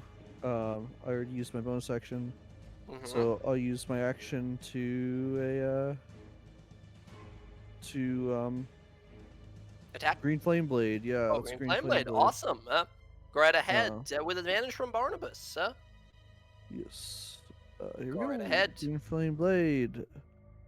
Oh, that's a Natural 20. natural 20. That fucking hits. Let's go. That's 17. An extra 10 fire to this guy. He takes 27 damage.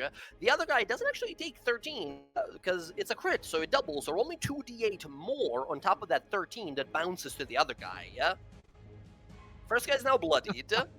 Well, alright. 16 points of damage to the frightened one.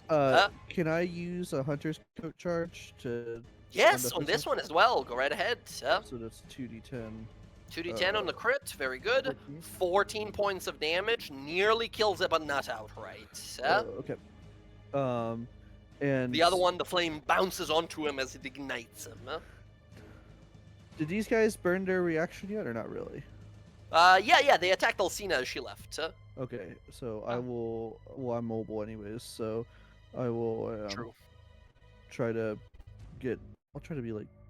How much did I use? I was just to make sure. You went from Was there, here like, to here, so here? 30 you used. So 30, I have 20 feet more, so crazy. Yeah, I'll be like here. Something like Okay. this. Off you go over there. You had one more attack you could have Oh, made. you're right. away, Okay, yeah. I'd like to attack this guy. You to could have try to stabbed the fuck same him up. guy. Yeah, go ahead. One Yeah. more stab, but just a normal, Just regular old normal stab. here. Rapier. 15 is the 9. magic number. 9 is gonna do it. That one dies. You stab once, and the flame sort of whoosh explodes from it, attacks the one nearby. You pull it back, stab him right through the open beak. The armor falls, birds go flying everywhere. As we see the matron kind of look confused for a minute and grab her head, and you see this sort of senile, confused look as she's sort of looking around herself, realizing she's trying to figure out where she is. Okay, Alondra. Nicely done. That's going to be your turn. You get some temporary hit points. Very nice.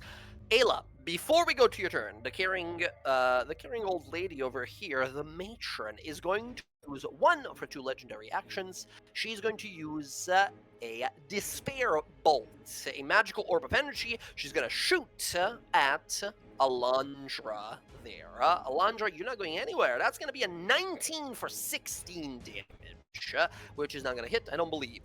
It does not hit. Nope. Whew! Very good. Very good, it doesn't. All right, Ayla, now it's your turn. Alright, she's gonna go next to Alondra. She's gonna Okay. give her cure wounds. Cure Wounds, what level? 3. 3rd level, let's go.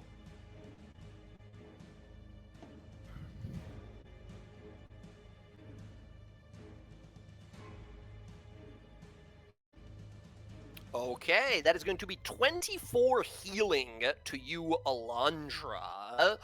Incredible. Very nice. Ooh, very Amazing, good thank you. rolls as well. 8 and 7 on the upcast. Huge. Okay. Yeah, and she's not gonna move. She's not casting any because she can't cast another spell, and her other ones are attacks, and she doesn't want to lose Sanctuary. Okay. So she's gonna stay there, and because Alcina is in there, and she's gonna eventually just wait for Odo to like get rid of this, and then she'll start moving down. But she's gonna stay right here. Awesome.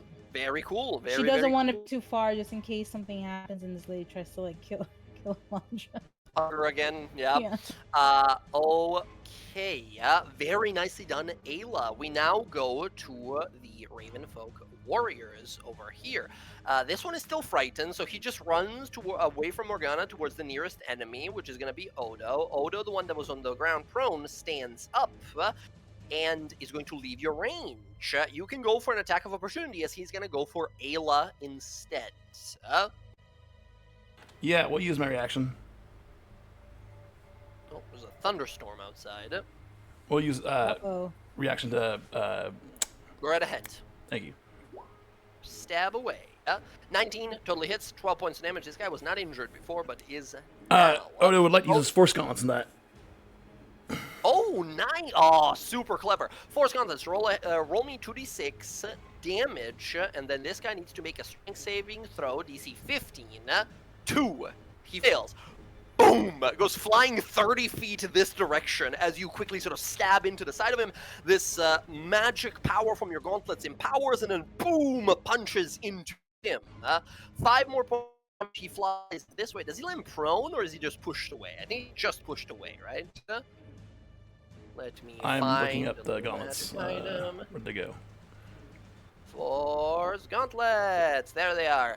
Yeah, just push. Just push. Does not knock them prone. Just go flying away as they slide across the ground. Awesome. Just trying to keep him away from Ayla. Done. With the remaining movement he has, he spends 20 and can't get to Ayla. Can't even get into the reach attack of Ayla's here.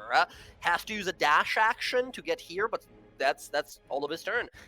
Odo, the guy next to you is going to attack you twice with disadvantage. 13 and a 6, not so much. The two up here, Morgana, this one runs up to you. The one over here is going to just reposition and attacks. Morgana, you get attacked twice non-lethally. 8 and a 9, not so much. Alcina, you get 2 longbow shots. 14 and a 22. Actually, disadvantage is a 16, actually. I think that misses. Yep, both miss. Okay, incredible. That is going to be all of them. Morgana, we go to you. Alright. Well, we want to get rid of this guy in front of me. Yeah, I'm gonna hex him. Hex, okay. Hex is up. And it's gonna be a disadvantage, I think. Yeah, I don't have any melee cantrip, so I'll just take it at disadvantage. I'll do chill touch, and that's gonna have Chill touch, okay. Hex in there. Okay, make sure everything's set You up. can try to move away. Oh, actually, I'm sorry. He doesn't do anything. He had the spell cast on him. I totally yeah. forgot the don't do anything spell. So he doesn't Okay, do then nothing. 24. He's back 24. there. 24 totally hits. Here, that is going to be 14 points of damage. I totally forgot about the spell. I apologize. Don't worry. You mark him and blast. The claw comes out and slashes him. Okay, Morgana, I think that is your turn. Yep, and I'll just move Mordred over, give advantage to if anybody wants to try and finish him off for their round. Awesome. The matron goes next. Okay, man. She does not like getting her big spells destroyed. She doesn't like getting people when they run away from her. She's going to cast another. She's going to cast another Coven spell, another very high-level spell she's going to send on out. Oh shit, this time from Morgana we have a counterspell. Incredible. As you go to counterspell, you again realize this is an incredible powerful spell as darkness begins to pour from her mouth. She begins to sort of like choke and vomit, and this pile of sort of darkness begins to spread in all directions.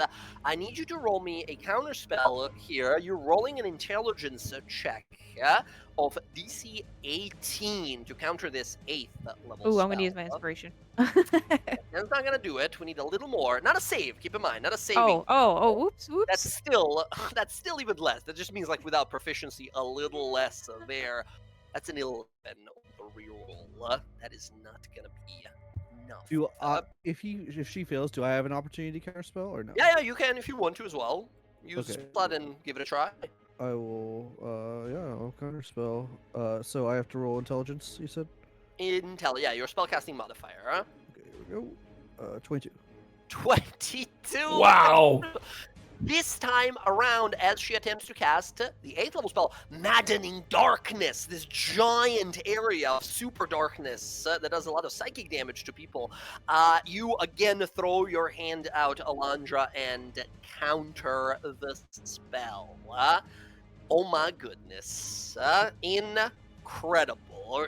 She is looking over to Alondra, this Sealy Fae that keeps ruining her spells, and is just roaring at this point and moving that way. She goes to rush towards her, but Alcina is in the way. Alcina, she stays there and is going to instead make against you that crushing hug attack. Here is the hug. That's a 19. No, it's disadvantage. She's a fae. She is a fae. That is correct. That is an 11, a natural 1 instead.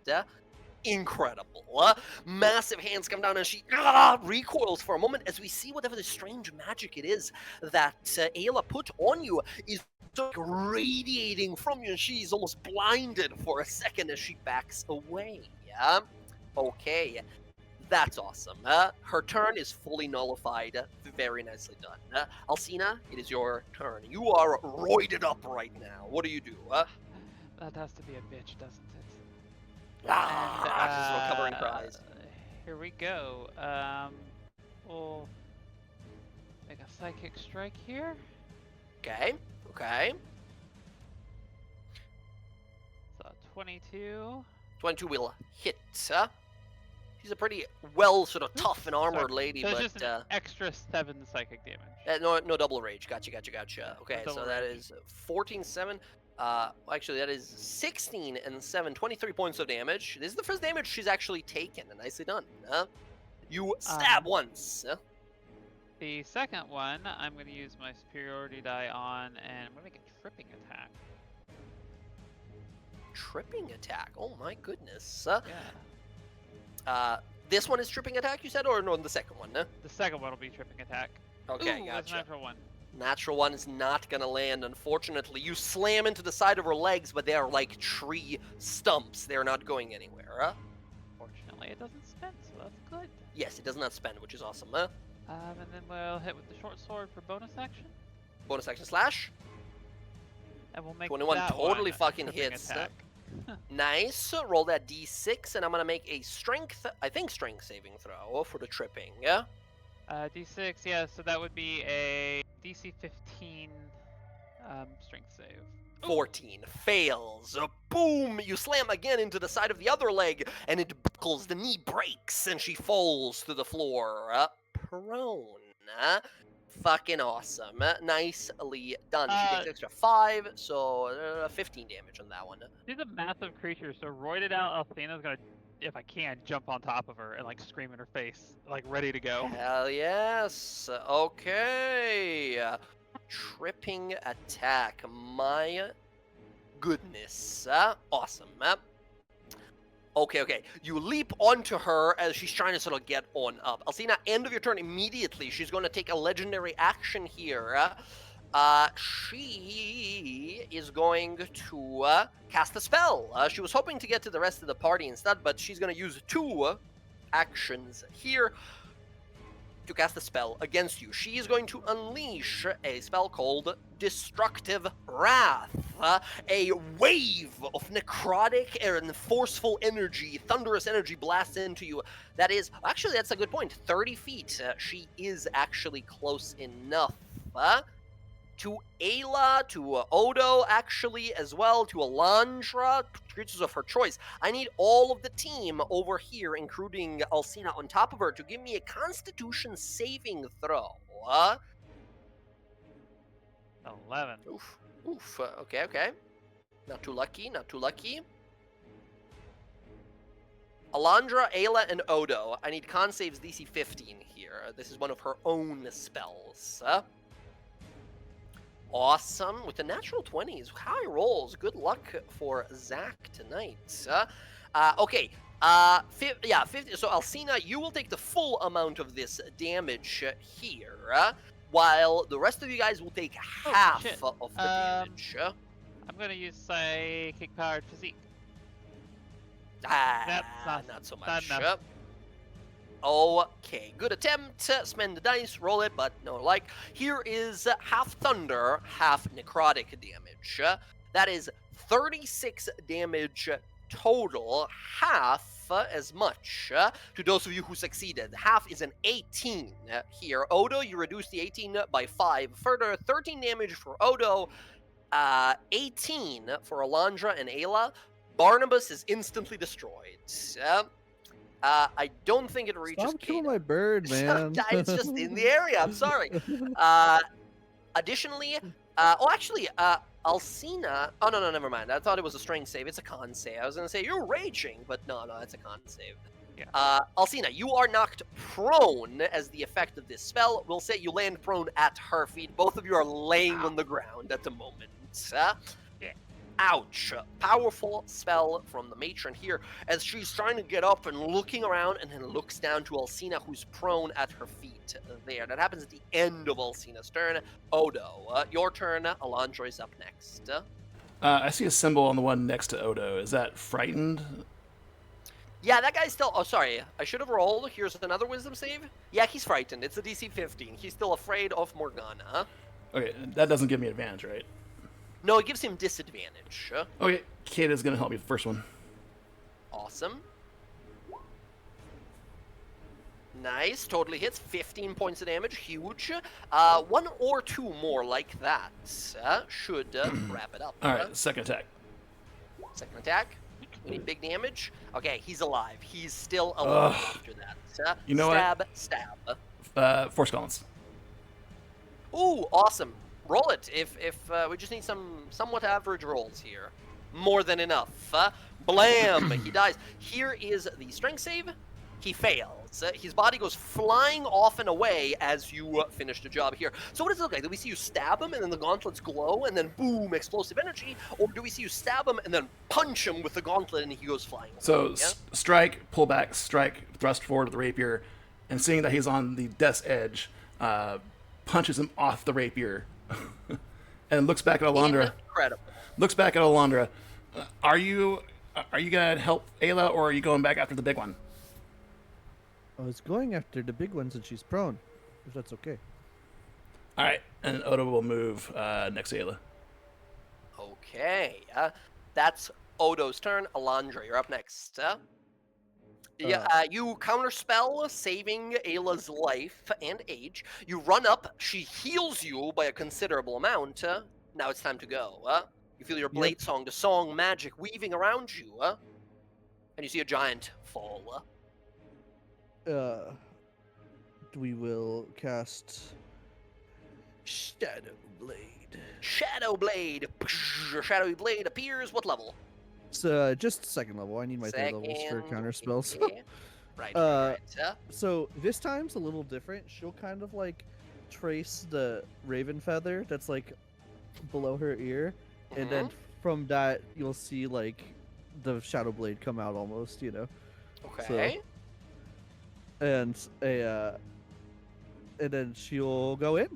She'll go in here, and this first attack, she's going.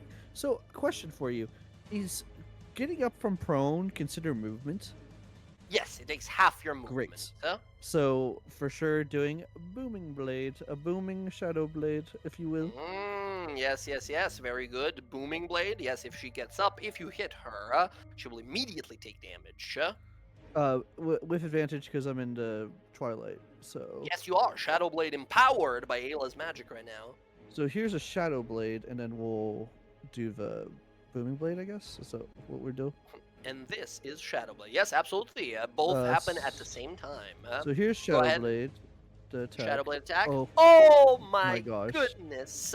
That is a... Wow, unlucky rolls on the crit there, but that is a crit with the Shadow Blade for... First of all, we start with 19 psychic damage. Then Booming Blade. That's a D8 on top, normal, but that becomes a 2d8. So roll a 2d8. Really quick, just so Booming Blade. Yeah, Booming Blade. At level 5, it does extra d8 normally, and then moving take 2d8 instead, but because you crit, it'll be 4d8 instead. Oh my gosh, yes. Okay, so big this is just crit. 2d8 on hit, 2d8 on hit. 2d8 so now. So here's 4 more, okay, a little more, I will also expend the Hunter's Coat because I think she's Hunter's Coat, yes, she's for sure damage at this point. So here's an additional 2d10. 2d10 on the crit. Additional 9 damage. 9, jeez. Okay, incredible. That is a lot of damage. You do a total, so far, of 32 points of damage with that attack. And we'll do more when she tries to get up. That's your first attack. And then, second attack, we're just going to hit another Shadow Blade attack. It's so funny to be like, empowered magical blade attack, triple enchantment, 7 blades, stab once, and the second one is just stab. Follow up with a little stab. Still Shadow Blade. It's still Shadow Blade. True. Go ahead, let's go. Shadow Blade advantage again. Oh, terrible. Not with even with an advantage, that's not gonna hit. Okay, the Ooh, second got one, a she little manages to damage, sort of push her hand into you to sort of. Yeah, you've been rolling ones and twos a lot on those. Okay, I Alondra. am going to back the heck away. So She does have a react. Oh, you're mobile. I Never am mind. You're off. mobile. You're off. Okay, So yeah. I'll go like Off you go. I don't know. Let's say like over here. You can go a lot, yeah. Okay, So Ayla, we go to you next. temp HP. Oh yeah, a little temp HP for you. Give me 1 second. No problem. Oh.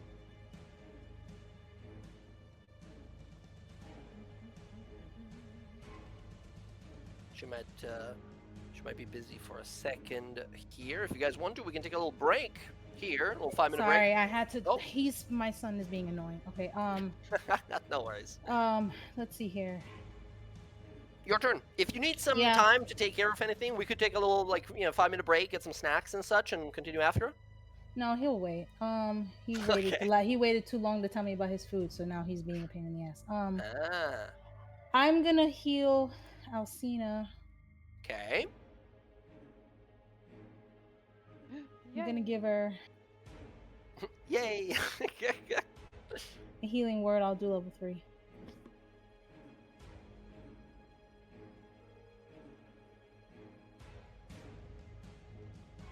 Ooh, nice. That is 12 points of healing for Alcina there. I don't want to move because I don't want this guy to hit me, but Okay. yeah, no, I don't want him to hit me because if I hit, he didn't use his reaction already, correct? He hasn't. He's just been standing there. He used his dash to run back to you after being pushed away, yeah? Yeah, I know that if he has to make the wisdom save and if he fails, he has to hit someone else besides me. I'm gonna. I want her to be. I'm just gonna move right behind Odo. I'll take the hit. I just want her to be in this, so that way in her next turn she is in the circle, so she gets 10 HP. He fails the wisdom save. He can't bring himself to attack you because this is a reaction attack. He doesn't get to just hit someone else instead. That's only during their action. Huh? Okay, so then yeah, I'll be right here, right Okay. behind Odo. Looks good. And that's You my have an turn. action. Yeah, I know. Yeah, I don't want to hit Dodge? anybody with anything because I don't want to get rid of. Yeah, I'll take that. I'll take the dodge Yeah, dodge. action. Disadvantage on all attacks against you. You have advantage on dex saves. Pretty damn good. Yeah, because I don't want to lose my sanctuary. Okay. Sounds good. The these crow folk are going to take next. Odo, the one in front of you, attacks you. Oh, actually, Ayla, I need a con save. You took 18 damage for concentration on your protection from evil and good. If you're still here, Jen. Oh, I think she stepped away. I'll roll a little con save for her here because this is could be an important roll. The spell is helping us a lot here. Here's a con save. She needs a DC 10 only. She's good. The spell stays. Odo, 2 attacks against you, my friend. Bam bam. With disadvantage, 5 and a 14. Not even close. Morgana, the one above, chases after you as he did before. This is the hexed one. He attacks you twice. No disadvantage or nothing. 15 and a 22. One hit. 22 hits, yeah. Yeah, 13 points of non-lethal damage to you.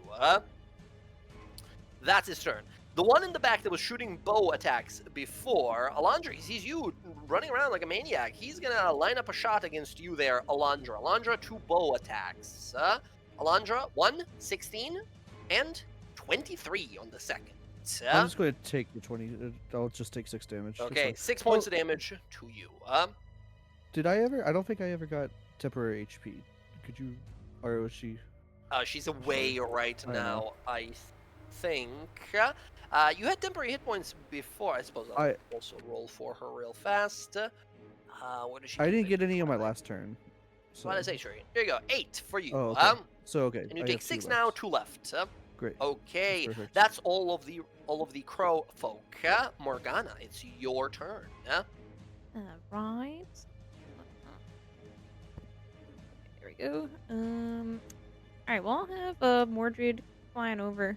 I'm gonna try and get rid of this one in front of me. And have him help me out. Because that'll negate the disadvantage. me a normal attack. Oh, okay, yeah, 22 totally hits. He's now bloodied. He's not dead Alright. yet, though. Cool. Let's see. Hold on. What else can I do? I already used all those. Actually, you know what? I will use my prodigy points, and I will quicken a spell. And I'm gonna quicken Ray of Sickness and shoot. Oh, shit. Okay, yeah, go right ahead. Well, that's nice. That one not gonna connect here, unfortunately. Oh, wait a second. No, it's just a DC. I don't know why it. Right? No, it's both. Oh, it's no, it both. is. Damn It's the only spell in the game that's like you attack a guy and then they make a save to become like poison. They take the damage, poison damage, but they have a chance of like becoming poisoned. Well, I don't need to roll a disadvantage because I already rolled it. yeah, that won't hit. All right, Morgana, I That's my imagine it's your turn, yeah. turn. The matron. You see now a look of panic in her eye. Well, if she had one, on her face, as she's beginning to sort of look on around and freak out. You see a look of horror as she's realizing she's throwing out these powerful spells, and all of them are either getting shut down or just sort of like endured. As she goes to pull herself up, no, this is not how I foresaw it. This cannot be like it. This cannot.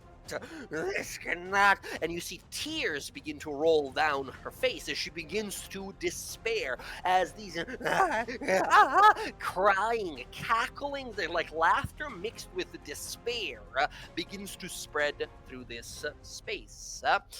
She's going to start her turn here by standing up, one, taking damage immediately. So, Alondra, go ahead and roll me a 48 thunder damage as the runes you placed around her body all activate. Come on. That's going to be 12 more points of damage to her. As she begins to cackle, you guys begin to feel seeping into your minds this desperation and fear. She's going to use her Despairing Cackle ability. That is a 30-foot radius ability as she begins to cry and cackle at the same time. That is going to be Alcina, Alondra. I don't think it reaches Morgana. Ayla is in the area, but not actually. Odo is also in the area here. I need all of you guys to give me DC 15 wisdom saves, or you become frightened, instantly dropping whatever weapons you have. I think Odo and I are immune to frightened from protection from good and evil. Correct. Incredible. You guys are both fine. I just need Ayla then to make this save.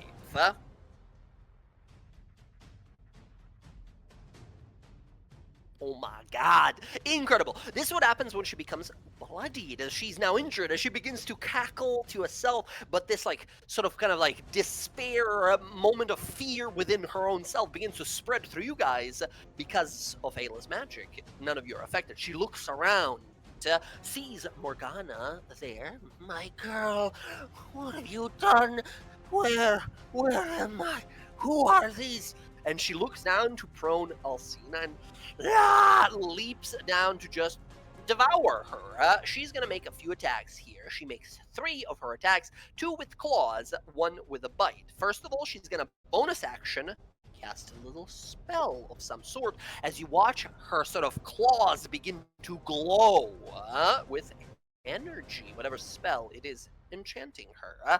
She looks down to you, Alcina. Alcina, because you're prone, she would have a advantage, but because you have the spell, that would be advantage, so it just negates itself out. These are normal rolls she's making against you. Here's the first one.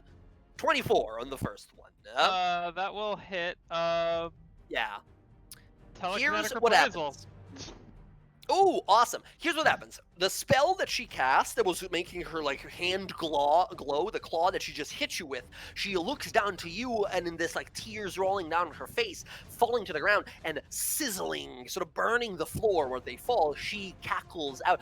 I don't think you can speak Sylvan, but those of you who speak Sylvan hear her say, "See the world as I do," and she hits you with this multiple attacks happen at the same time. First of all, you get hit for the 15, and then also you take 11 extra necrotic as she's going to use Blinding Smite here. Alcina, it's a con save. You're pretty good at these. I need you to make a con save or become blinded for 1 minute. Big save here, however. No, unfortunately. It's fine. It's fine. Okay. It's fine. This doesn't then- actually hurt me too terribly bad. Yeah, this is, so you take 15 slashing reduced to 7, and then 11 necrotic. So 18 damage total that you take. So that's telekinetic reprisal. That's to knock her backwards. Hell fucking yes. Okay. You lose your sight for a moment, but you feel that pain impact you as she needs to make a strength save. Yeah, DC 15 strength save. 20 makes the save. Here Still takes, I takes- believe, half. I think she still takes the damage but doesn't get knocked backwards. Check that. This is from your, what feat is this? This is Gift of the Gem Dragon. Gift of the Gem Dragon. Creature take Half half as damage, much, so she and takes he's in. 3. Gotcha. Boom, Yeah. but you get a few of these, which is pretty damn cool. That is going to be 3 points of damage to her. She's going to continue her barrage of attacks. That was her Blinding Smite. And 1 claw attack. Here's the second claw. That's a 27 for 15. That is reduced to 7 because of your rage. And finally, she leans down and tries to bite you. 21 for Silvery 19. barbs. Silver barbs on this one. Awesome. Here is the reroll of the bite. That's the same number. That's almost the same number. But for the fairness, we keep the first damage as always. Once again reduced. Alcina, that's 9 points of damage. Alcina, this thing looms over you and just boom, boom, boom, just continues to slam down into your prone form. You see her look lost for a moment, looking around, as she's looking in this direction where you guys are. And with all of the crow folk destroyed, she looks confused. As she looks over and sees Morgana there instead. She walks for the rest of her movement, which is 15 feet. Because she's a huge creature, she can share space with 2 size smaller creatures. Oh, thank you, actually, I didn't see that guy. There is one more guy back there. 15 feet of movement left. She moves this way towards Ayla. Into the shroud. That is going to be her turn as Alcina. This rage thing is not so bad, man. Maybe being a barbarian is not the worst thing ever, because you get blasted by this thing. So, Alcina stands up, immediately turns around and looks at the hag. I'm spending a psi die to enhance my senses and give myself blind sight for 15 feet. Oh, fuck yes. We see your eyes sort of glazed over and gray at the moment. We see these shadows that move within your eyes. And then what does it look like when you activate this blind sense? That shadow and that sort of like grayed overness kind of like it stops, it like turns and like darkens and turns to red, and there's this moment where like that like sort of like crimson like smoke is kind of coming out of like the eye sockets. Awesome. Fuck yes, you do not need to see to know exactly where she is. I don't Awesome. understand where you are going. I'm still here. She looks over her shoulder at you, sort of surprised, and then grimaces. Let's see, and then we can swing for a 20. We're gonna make that a psych. Totally hits. That'll be an extra 11, psychic damage okay. 12, 23 damage, okay.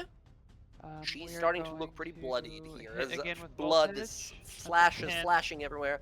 10 is not gonna hit, unfortunately. And then that's a 15 for 15 is also not gonna hit Okay. here. You stab once, you feel that psychic sort of eruption of energy as she recoils and grabs for her head.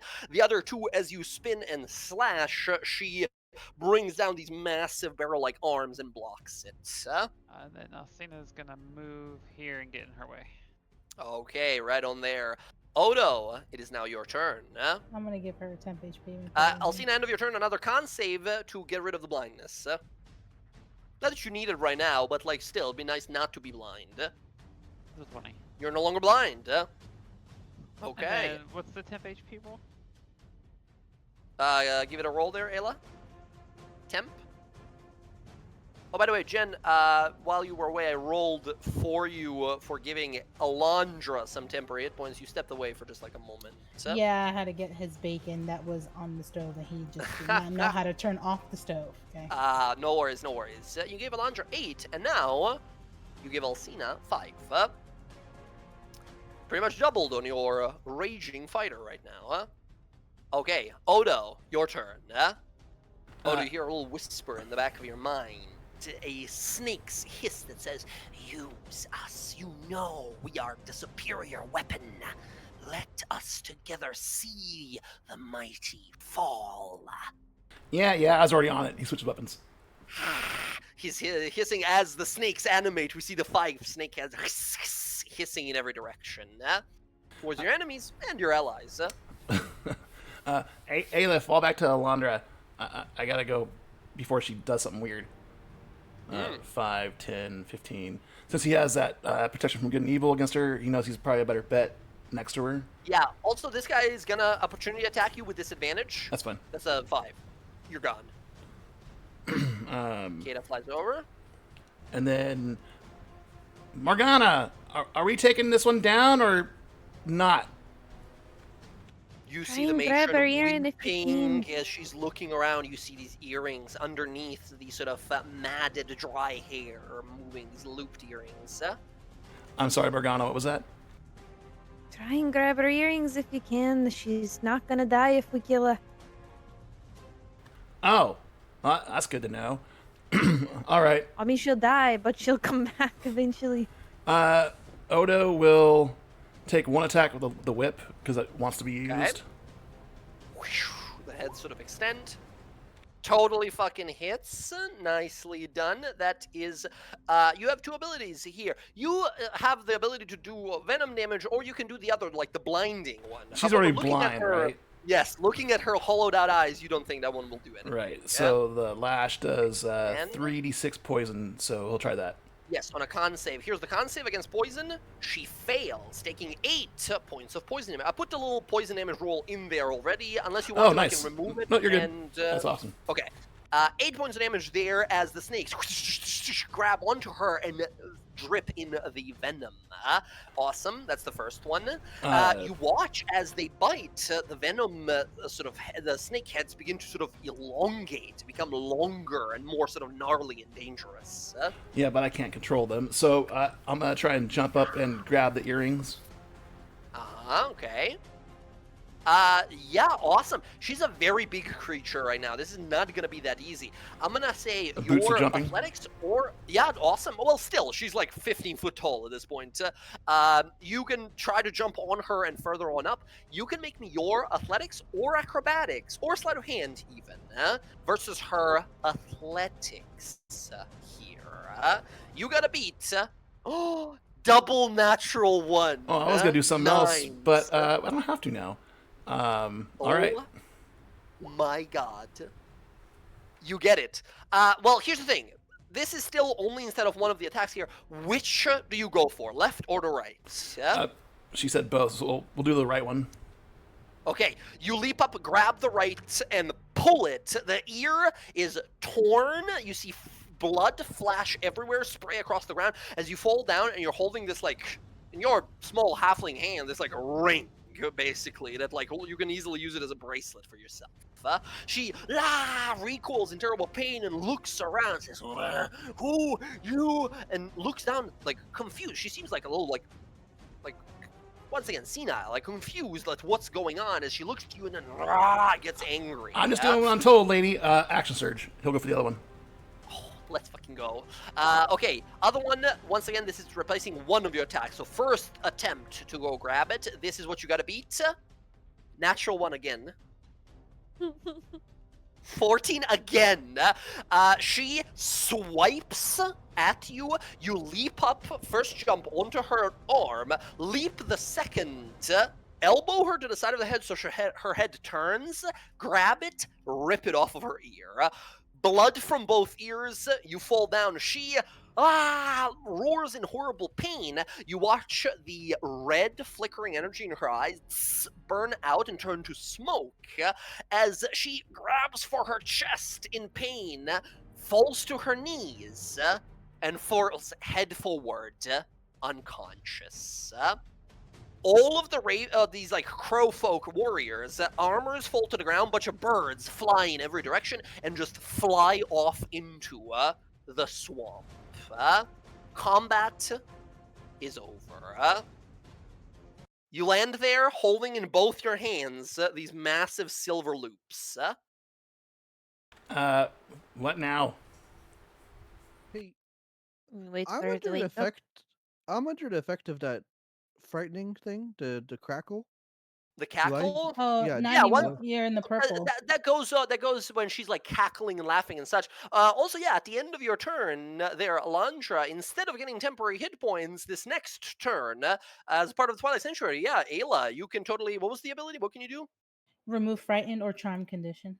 Oh, you can just Oh, remove that. There you go. It's Yeah. gone. Yeah. cool. She Amazing. falls prone to the ground. She is laid out there, totally at you guys' mercy, as you have these bloody earrings. Now, as all of these crow folk dissipate into just birds that fly off across the swamp, like, and they just straight up, like, you've not seen this before yourself, Morgana. They just leave. They like fly away. Don't like land nearby on the branches to look down. So they just fly off and away. Yeah. So, are we killing her or? So what I said before was the issue with killing her is I just going to replace her, and I did get a bit of information out of her in the time that I was inside of the hut. So from what it seems, from the time that I've been gone, the other two hexplodes have been going through it. This- Laurent is missing. As a quick mention, this is what Morgana is hearing her talk, like herself hearing herself talk. The rest of you are hearing this like a little more like gravelly and like her tongue is clicking a bunch when she talks. As you look at her horrific fucking form right now, you see still sort of on the edge of her lip is a person stew. I don't suppose you could go back to the more easy to look at version of yourself. Sort of will wear off eventually. But as I was saying, seems that the coven's working with the where we're headed, trying to do something, and they know about the fae, that demon fae that we've been encountering, and it's not theirs. I thought maybe it was related to the coven, but there's this mad man that they tried to siphon power from, and he ended up hurting the mother, who's the strongest one. And they've been tracking him, and they sent Laurent after him, and she said that now he's missing. Can't tell if he's dead or alive. He seems like he's in between. And I don't remember, Alondra, if you mentioned it, but I said that the Fae, for a second, said something about Laurent or sounded like Laurent. I think that demon thing has him. I don't know what that shroud that he's wearing is, but it fights very similar to the way that he fights the warrior. He also fights like my brother, and I think the working theory, at least, is that this Shadow Fae is swallowing people up or splitting their personality. It's very strange. I mean, we need more answers about the Shadow Fae. I don't know. Oh, we need to take it. We need to take care of it. If it's got Oh, your yes. brother and it's got Laurent. We're not going to be able to do anything with that big orc that she keeps helping. You have to remove that spell you have. She's gonna. I'm talk to surprised the that hag. that thing didn't fall back to here if they're allies. It's not around, is it? The what? The Shadow Fae is Flame not our ally. No, the orc that The she's flame hand? eating. The Shadow Oh, Fae. I don't. No, the Shadow Fae is not her ally. Oh, I No, misunderstood. yeah, no, kind of- I was saying that she knows of it. They sent Laurent after it, and Laurent vanished, and she said she cannot find him, and that he's Uh, not alive, but he's not dead. You said they tried to channel some kind of curse. What kind of curse did this man have? They said that it was madness with the I'm totally blanking out what that god's name is right now, but I'm gonna say There's Dune. Chained Oblivion. I mean, the moment that's mentioned, Alondra is a wizard. You're like, nope, you don't mess with that guy. Person of like high intellect and such. The concept of being idealist and mad and chaos driven is like losing all your knowledge, losing every bit of yourself, of your precious intellect. Tharathun is like the last person anyone would ever want to worship. You yourself, Ayla, you know that like, oh god, Tharathun, he's that guy. Like all the betrayer gods have an ally. Maybe like in some other like betrayer gods even. All the good gods have like the prime deities have friends amongst themselves and such. Tharazdun is the horrifying alien thing that is believed to be is a god, but nobody ever has worked with it. In fact, like the Tharazdun has tried in history's passage to kill both the good and the bad gods. It's a god of nonsense, of insanity and madness. So we know that the Shadow Fae is not related to the Coven, but we know the Coven is going after something with not the Kryn dynasty, not the Dark Elves that we're working with, but the other ones that are at the other side of this forest. I mean, if she wants help to get rid of the Shadow Fae, she has to stop helping the orc so we can get there. We can't do it with him walking around with all that power he has. She didn't tell me why that they're helping the orcs other than that she needed to do it for Mother. So I can't say why they're helping them, but it's not good, whatever reason they're helping them for. How unconscious is she? Looks fully out. Like you see her chest just moving just slightly, yeah, but her jaw is sort of slack and open, kind of laying on her sides. Like she has no eyes to tell if she's fully out. Ooh, detect thoughts. Fucking figure out what's going on in her head. Okay. Okay. You begin to sort of try to push into her mind. I will give her a disadvantage right now on this. I believe it's a wisdom save or something, right? Surface thoughts. Right now, while unconscious, you are getting like brief images and thoughts of a young woman that like not kinda maybe if you really tried maybe looked like Morgana, but it's obviously like not Morgana. It's someone else she's like thinking of, and as if these like trying to reach these like fond memories, and these memories are giving her pain, and that's the thing that's like on her unconscious mind right now. I'm gonna give you a wisdom save disadvantage for you to try and poke on around. DC 15. That's a 13. You push your way into her unconscious mind and begin to seek around. You see a multiple lifetimes of deals and bargains with beautiful princesses of distant kingdoms, of young princes, of hard-working heroes, all in disguises of different kind old women that offer these deals and such, but at the end of every one, they are cursed, malformed, and turned into a little crow that serves her forever after. You see families torn apart. You see horrible, horrible deeds and events across her memories. You see exactly what it is that she makes that stew out of.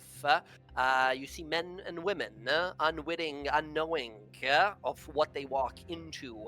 You see teeth that carve across their still living bodies. You see flesh being peeled away like a carrot's exterior. And you see many of such memories of Morgana that doesn't exactly look like her sort of like horrid self right now, but more so her sort of like what you know her as appearance, eating this people stew. Next to her nearby is a sylvan-looking kind of elf woman with a unpleased grimace that looks jealously over towards Morgana, but looks almost kind of infatuated by the third figure at the table, a young human, like a handsome-looking human with a bit of sort of like brown hair tied in the back and such. This sort of Eladrin-looking woman looks sort of infatuated by this human, while on the other side we see Morgana, young, shadowy, sort of elven-looking skin to her, but there's just emerging slowly is the living crown behind. So it is on these two other individuals when they were like much younger. This trio, right? This third elven woman is looking sort of jealously towards Morgana, but sort of infatuated by this human in the middle. The human has a bow over his back. He's just sort of like focused for a moment, serious, doesn't seem to be talking much, and there's conversation going on, but the old woman whose mind you're looking through doesn't remember any of it, doesn't remember what the conversation was, but it's like a brief spat going between Morgana and this other one that's looking to her sort of angry. When Morgana looks away, this other elven woman kind of grins to herself, pulls out a bunch of these like mealworms and pours it into her soup. Morgana is like looking away, doing something at the moment, as this elf sort of smiles to herself and looks back, and this human that's standing in the middle looks to her and says something, takes Morgana's meal, switches it with his own, and gives her his meal. As this elf like angrily sort of grits her teeth as he eats that mealworm filled meal now, while Morgana just eats a normal people stew instead. You look through these memories, and at one point like you realize like there is like a lifetime of memories. What are you looking for in here? She's looking for the orc, the deal that was made with him, and what may or may not be able to be done about breaking the spell that they're using for him. Excellent. You begin to sort of look around for some time. It takes you a moment to look through this like lifetime, but eventually you come upon a memory. You see two figures ahead of you, and you're seeing this. It's strange the way you're sort of looking at this, because you're looking at this crone, this hag, from like a third person view. You're like looking from a video game, like you're looking from over the shoulders. You realize like, oh, I'm looking through one of her like birds, one of her eyes. And as you're looking this, it's like Resident Evil camera. It's like really janky. You can't quite get it to work. But yeah, you're seeing like from the third perspective here, third person. And you're seeing her like looming over a cauldron. On the other side is a crazed, bloodthirsty woman with sharpened teeth and long like wings on the side. Her hands extend into these wings almost like a harpy would. You see this like jealous looking figure with massive crossed teeth as she's looking around, wide but pitch black eyes as she sort of like moves into position. And on the other side, you see this long, like you can't see her in this frame, super tall and long, like bone thin, like almost skeletal, you would think, if not for the scraping of skin that rubs against itself like sandpaper every time she moves. Third figure whose face you can't currently see. Three of them are talking about, and like you're having a, like it's so hard looking for the information because this senile person, like you're looking through a mind of a person who doesn't remember a lot of this stuff, right? You hear parts of a conversation. Kosh task. Dolorav destroyed, once gone, then the Koshtask will be able to focus on the Red Forest. Doomeran. Doomeran, find the entrance to Doomeran. Why haven't you found it yet? You feel a deep sense of dread as the bone-thin person, an arm that's like 15 foot tall, shoots out and stabs a long, like 7 foot long arm, and then like a foot and like 3 inches long finger stabs itself into an empty eye hole of this old woman as this bone thin person stabs it in and keeps like yelling at this old woman like, why haven't you found it yet? Doomeran, where is it? We must find it. When the grand arrival happens, we must be there. That is our opportunity. That is when we do it. And then this old woman says, I will be there. I will guide the orcs. I will give them our power, a little bit of our power. As the harpy-looking one with like, once I say massive teeth, imagine your head and there's like eyes that are like almost at the top of your forehead, and everything else from there to there is just a mouth with massive teeth. She speaks instead and says, I'll take care of the orc. He'll have my power, and the rest, we'll see about the rest. It should be more than enough. With the old crone's vision, with my power and the mother's guidance, we'll have ourselves an army. Yeah? As they sort of nod and say, as the mother, this long, bone-thin person, is still like, and you feel it. You feel someone jiggling a finger inside of your brain through your eye hole, trying to reach.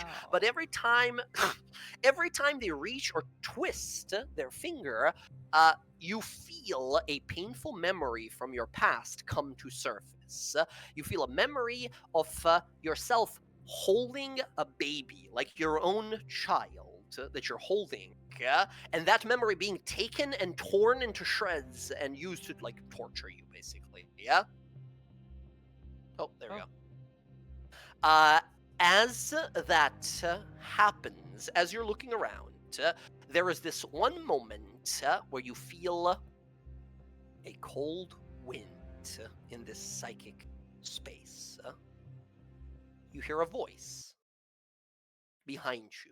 Like right behind you. You feel fingers begin to wrap around your shoulders, both in the real and in this mental space. It's a music bot. Something's not right. Something is right next to you. You hear this. What do we have here? A prying little birdie. The old lady's really lost her gems if this is enough to infiltrate her mind. No, can't let that be. Tell me, do you want to join our little family? Alcina, make a charisma saving throw. As you feel 1,000 needles begin to pull your spine apart, elongate it, fashion it into something more soothing. Yeah. Yeah. Oh, well, hey. Incredible. You, with a 17, are able to fight off this incredibly oppressive, incredibly cruel presence for but a moment. You have an opportunity here. You can turn to face whoever this figure is and perhaps glean more information, risking further whatever terrible, dooming harm they would put on you. Or you can safely eject and get out of her mind. Oh, well, take a book out of a laundress page, nothing ventured, nothing gained. Mm-hmm. Yeah, like, she'll kind of, like, with, like, that, like, bolstering of her mind, she'll turn around and she'll look and, like, kind of like the red mist kind of, like, guard herself. On the outside, like, you kind of see, like, this, like, shroud kind of, like, protectively, like, encase around her, but internally, yeah, she'll look and see what's behind her. You see this. It's like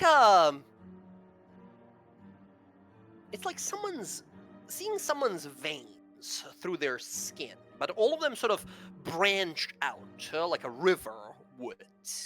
These thin gray and red lines is all you can associate with. There's a form there, but your mind is unable to comprehend it. In the memories of this person, this is the devil itself.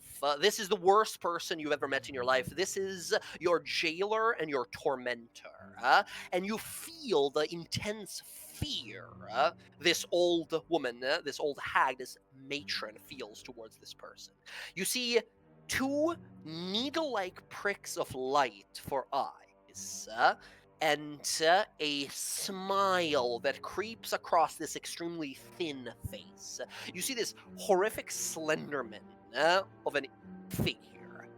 They reach out towards you. As you look up to them, you see in that moment a moment from their past, from this matron.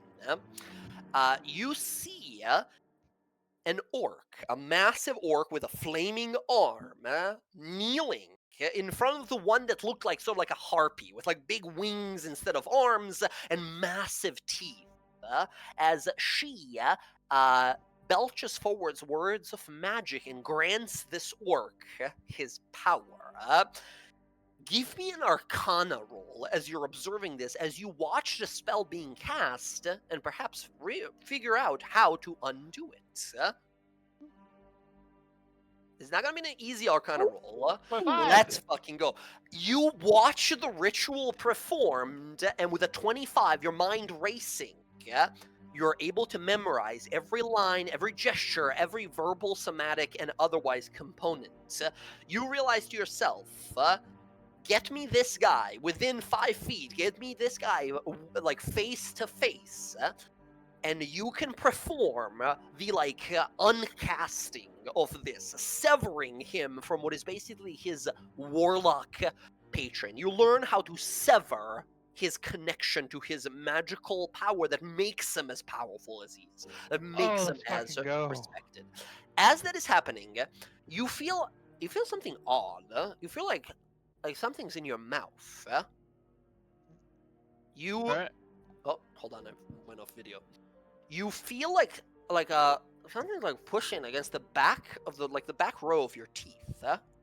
And you look around as you've been fixated on the eyes of this extremely thin individual. You didn't look to see where their hand now is.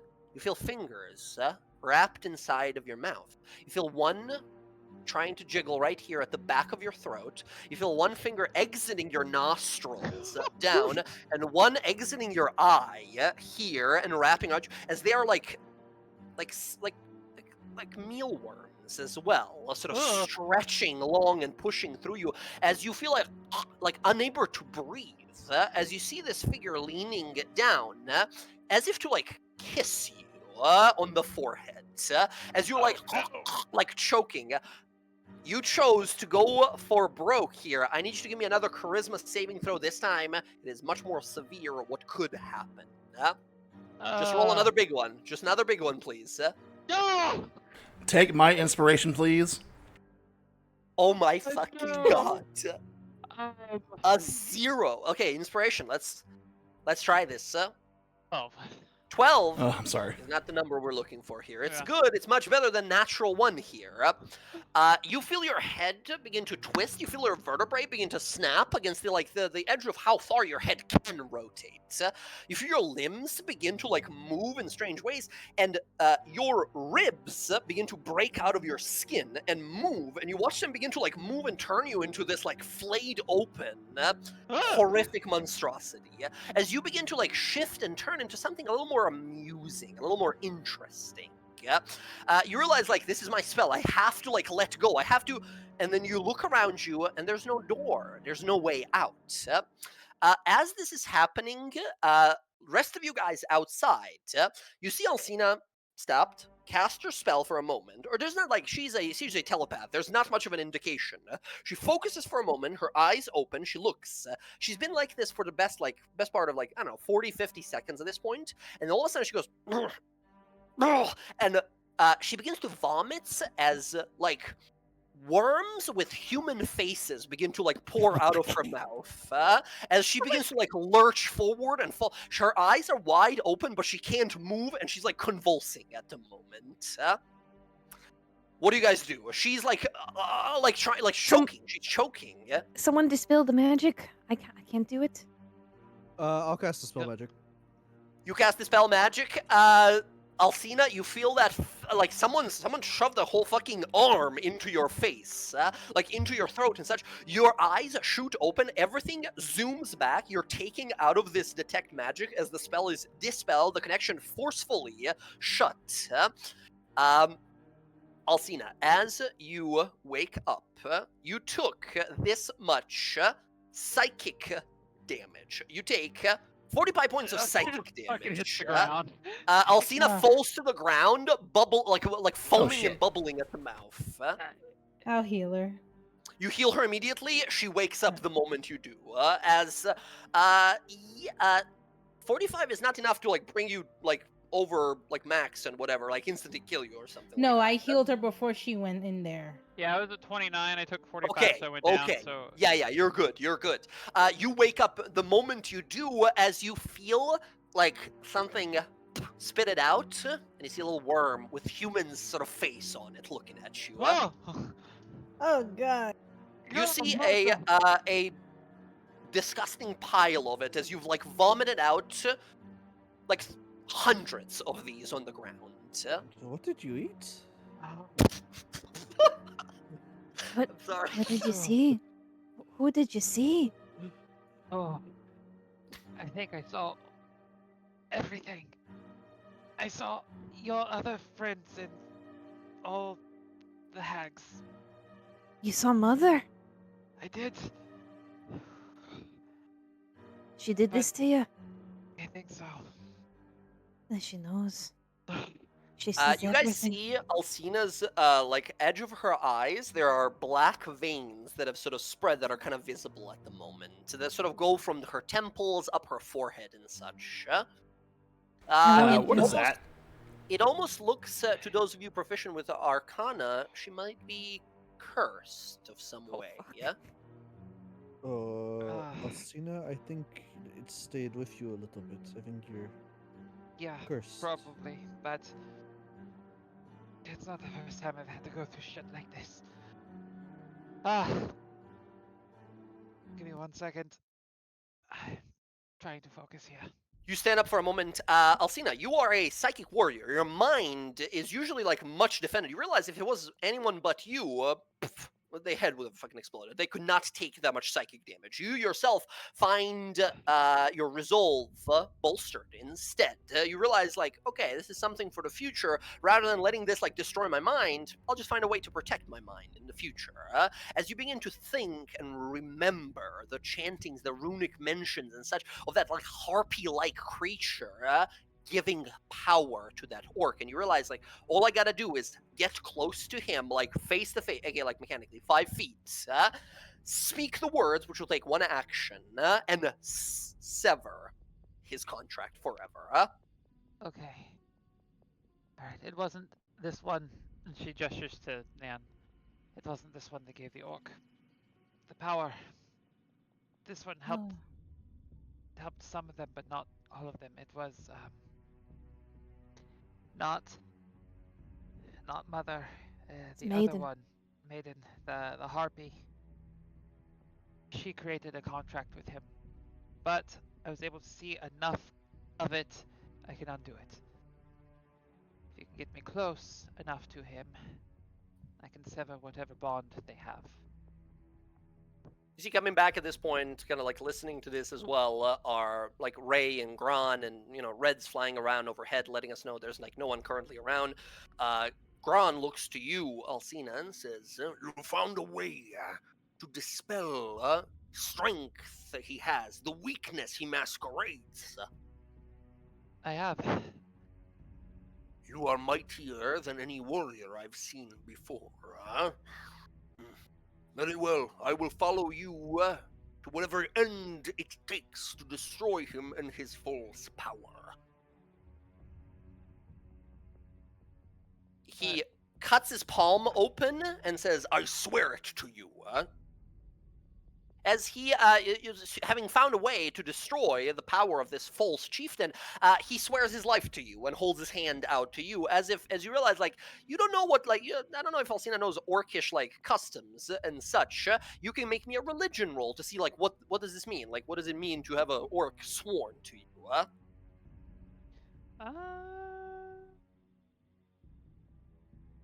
What? Incredible. You've heard a little bit in the worship of Groomsh, One-Eyed, the berserking god. If someone were to make a blood oath to you, as long as they are willing to keep such an oath, they owe their life and will to you. Meaning, you can tell them, "Go kill that guy." He'll do it. "Go kill yourself." He'll do it. Anything you say goes. Oh. If you are able to dispel his falseness, I will owe everything to you. She'll she'll hold out her hand to him and accept it. He shakes your hand, big old blood. He grabs your hand, fucking cuts you across the hand. He's just like, "Ow, what the fuck? I'm at 1 hit point, man." And then shakes your hand, like your blood mixes together. Oh no, I healed her. She has 15. Okay, got it. It's not as bad, but it's still like losing a hit point when you're low. This fucking sucks. He cuts your hand, you shake hands, and he looks to you. He nods and says, "I will follow you wherever it takes. A warrior such great as you. If you were to ever make me your mate, I would be proud." Ayla will start laughing when she hears that. He's like looking at you like super intense and serious. Thank you. I'm honored to have you.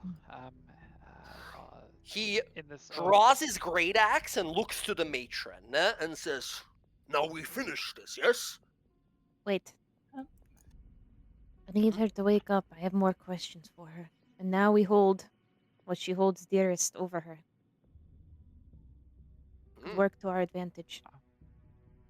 Well, while she's still laying there, there's something called the Great Arrival that's supposed to be happening. It's the fortress in the Redwoods. As that happens, as Alcina mentions that, Ayla, go ahead and give me a perception roll.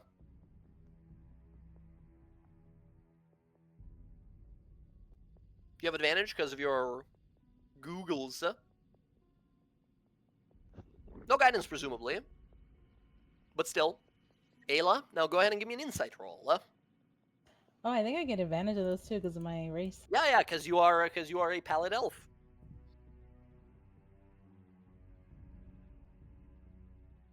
Incredible. As this is happening and everyone is like looking over, everyone's gathered around Alcina, making sure she's fine. You catch at the very corner of your eye as Illiveray, Captain Ray, like narrows her eyes and looks a little kind of surprised when you mention that, as she sort of recognizes that mention of Great Arrival. You just clock it. You clock it at the like corner of your vision. That she's upset about it?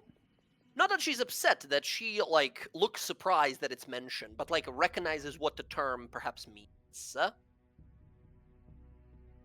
She will remember that because she would definitely want to ask her privately about it. Okay, understood. The big orc plants his axe down, his own and Alcina's blood now running over the handle of it. He sits back on some of the stones and kind of leans forward and says, "Very well, do whatever questions you wish, but you are not owed to listen to my counsel, but a foe like this, bulbous and disgusting, gross, should not be left alive." You know, some others will say the same thing about looks- you and everybody else here, so let's not pass judgment too quickly. Yes, and if we kill her, the whole coven comes after her. There's a lot of them. Oh, they're already going to come after us. We already know that Caradwin and, well, at least Laurent is missing, so They're not going to send the Higgsbloods after us, but Mother and Matron are going to come after us after this, after attacking her. All Doesn't right. matter if we kill her or not. So, what's the plan, Morgana? We need to ask him more questions. Ilivare looks to you and says, "Is that a wise idea? I don't mean to put whatever judgment on your on your thinking here. This creature is a hag. I've tolerated a lot of things that we've gone through here, but this creature tried to kill you and almost broke Alondra in half a moment ago. You already said she's senile and old. Can we rely whatsoever in a conversation happening with such an individual? What if she wakes up and immediately tries to strangle you? Odo? What do you have that she doesn't have now? Odo tosses him over to Morgana. Ting, ting, ting. Two of these. She can't do anything looks without at, these. Yeah. She looks like she doesn't know what you're talking about, right? She just kind of gives you a quizzical look. There's only one way to kill a hag permanently. Their soul, they don't keep it on them. Not in the same spot that you or any of you might. There's always a way to come back. But if you have the Heartstone, and she's gonna hold up both because she doesn't know which one it is. Yeah. You can get a hag to do just about anything you want, because they don't want to die.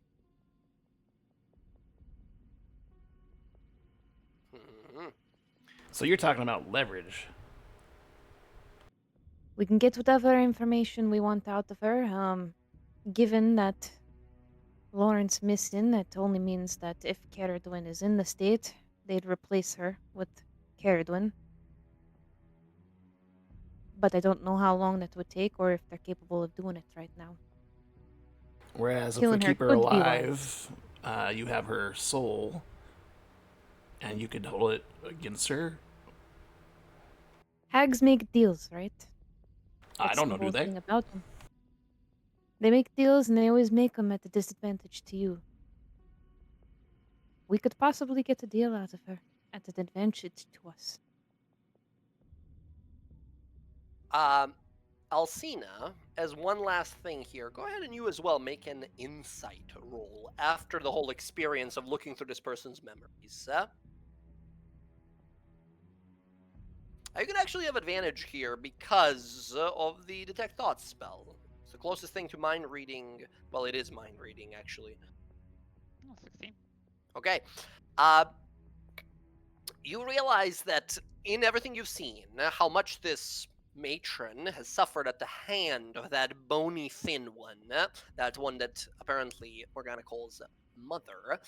The old woman here, the old hag, wants nothing more than to be free of her, be it by Mother's death, which this old the matron doesn't think is possible, but got some hope of it after she was injured by that like crazy guy with the mask, or to be free of her by dying herself. She can't kill herself, as a part of her coven magic binds her to Mother, but if someone else were to kill her, she would be perhaps pleased enough. So you realize, like, we don't want to kill her. She wants to die to be free, but we might be able to work this other angle.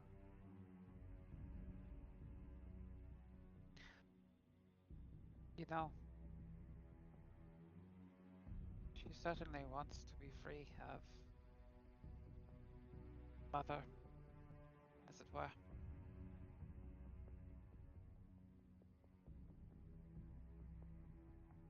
You saying she wants to die? Certainly seems like it. At least from the memories and everything I poured through. She's tormented her endlessly. I know. But the thing is, even for me, doesn't matter how much torment we've been through. What have we done to everyone else around us? Does she deserve such mercy?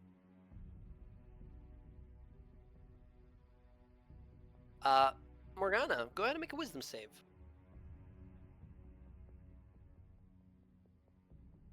Okay. You find it extremely difficult to turn back into your normal self. But can't go back. You feel as if like hands pulling at the edge of your face. You feel like you're trying to push through this like miasma, this like wet barrier in front of you that is pushing against you, and just are barely able to emerge on the other side. This is all, of course, happening within your own mind. As you realize feasting and eating and talking and doing like hags do makes it really hard to go back to normal. However, you feel this cold, shadowy smoke washes over your back and shoulders, and you are able to push back and revert form if you so choose. Yes. Okay. But you realize, like, doing hag-like things makes you hag-like more and more. I would ask if your endeavor is to break away from this, why do you want to treat her and hold her to the same things that she would you? Do you not Oh, want I'm to not. distance yourself from that? I'm not saying it as a way to. I'm not saying it as someone coming from a point of being cruel intentionally.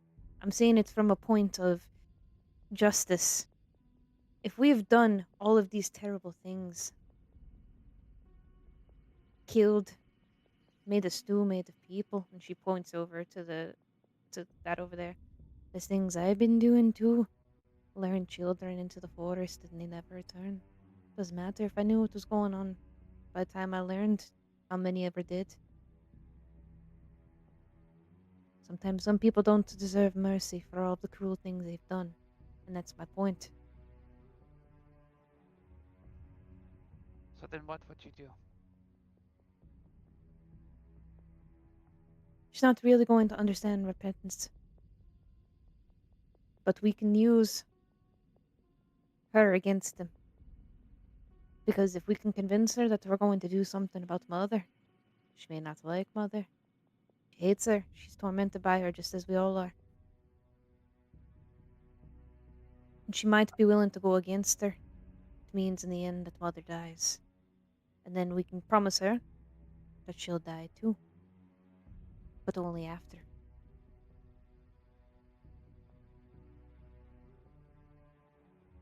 We At can't this let her off point, just easy.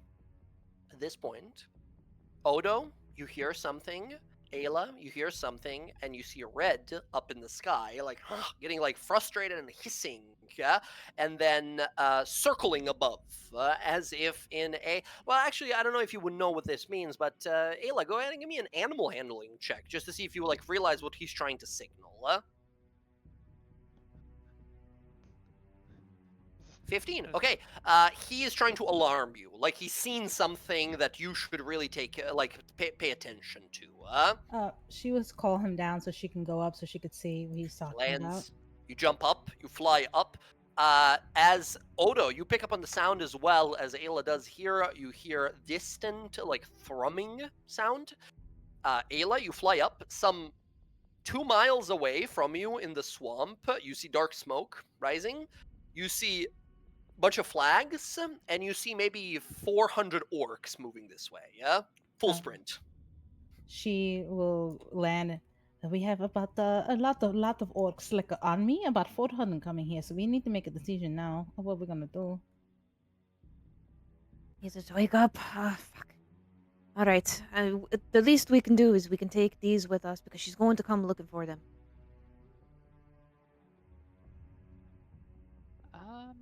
Is it wise? I don't know. This seems. To take the Heartstone. It's the only choice we have. We can't stay here. We don't know when she's going to wake up. She's like, by the way,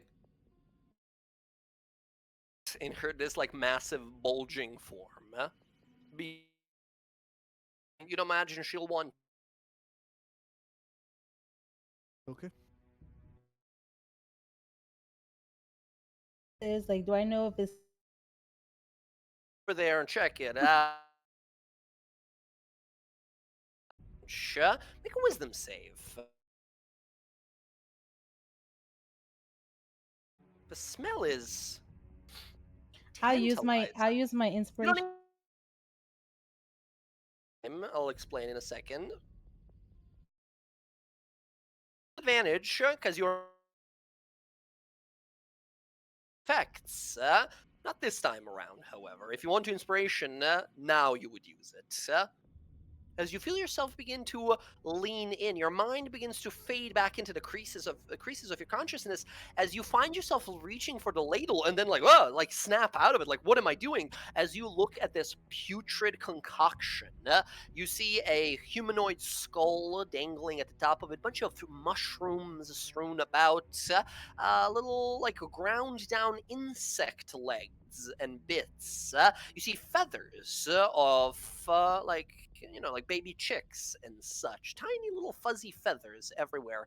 A horrid concoction of what must taste like swallowing sand. But for a moment there, you thought to yourself, nothing looked more delicious. And you realize, like, yeah, that's some charm shit. That's some charming, like, magic bullshit. Don't touch it. Don't let anyone get close to it. Yeah, that's made out of people. I wouldn't touch it. I was going to knock it over and get rid of it, but You can, having now resisted the effect. If you Um, want to just spill it, you can. If, Yeah. if She won. hold on, if there's orcs coming here, I would maybe not destroy her entire place. Yeah, but Um, we it- don't it- want her I- getting I- power from it. She's not going to get power from it. You have her thing. Don't give them any other reason to maybe come looking for us, especially when our friends are in a much more weakened state than they are. We No need amount to of get gift moving. baskets will make up for that. From Gron knocking down. stands up and says, "He's coming, Araki. Is that so, huh? Let us end this now, then." Not right There's now. 400 of them. The moment Alcina says, "Not right now," he stops, looks, and nods. Says, "Very well." That was surprisingly easy. We should really go. Don't just. Ray nods, says, "We should get out of here. Swampshell takes a while to get moving, so yeah, we should get ahead of them. Where are we going?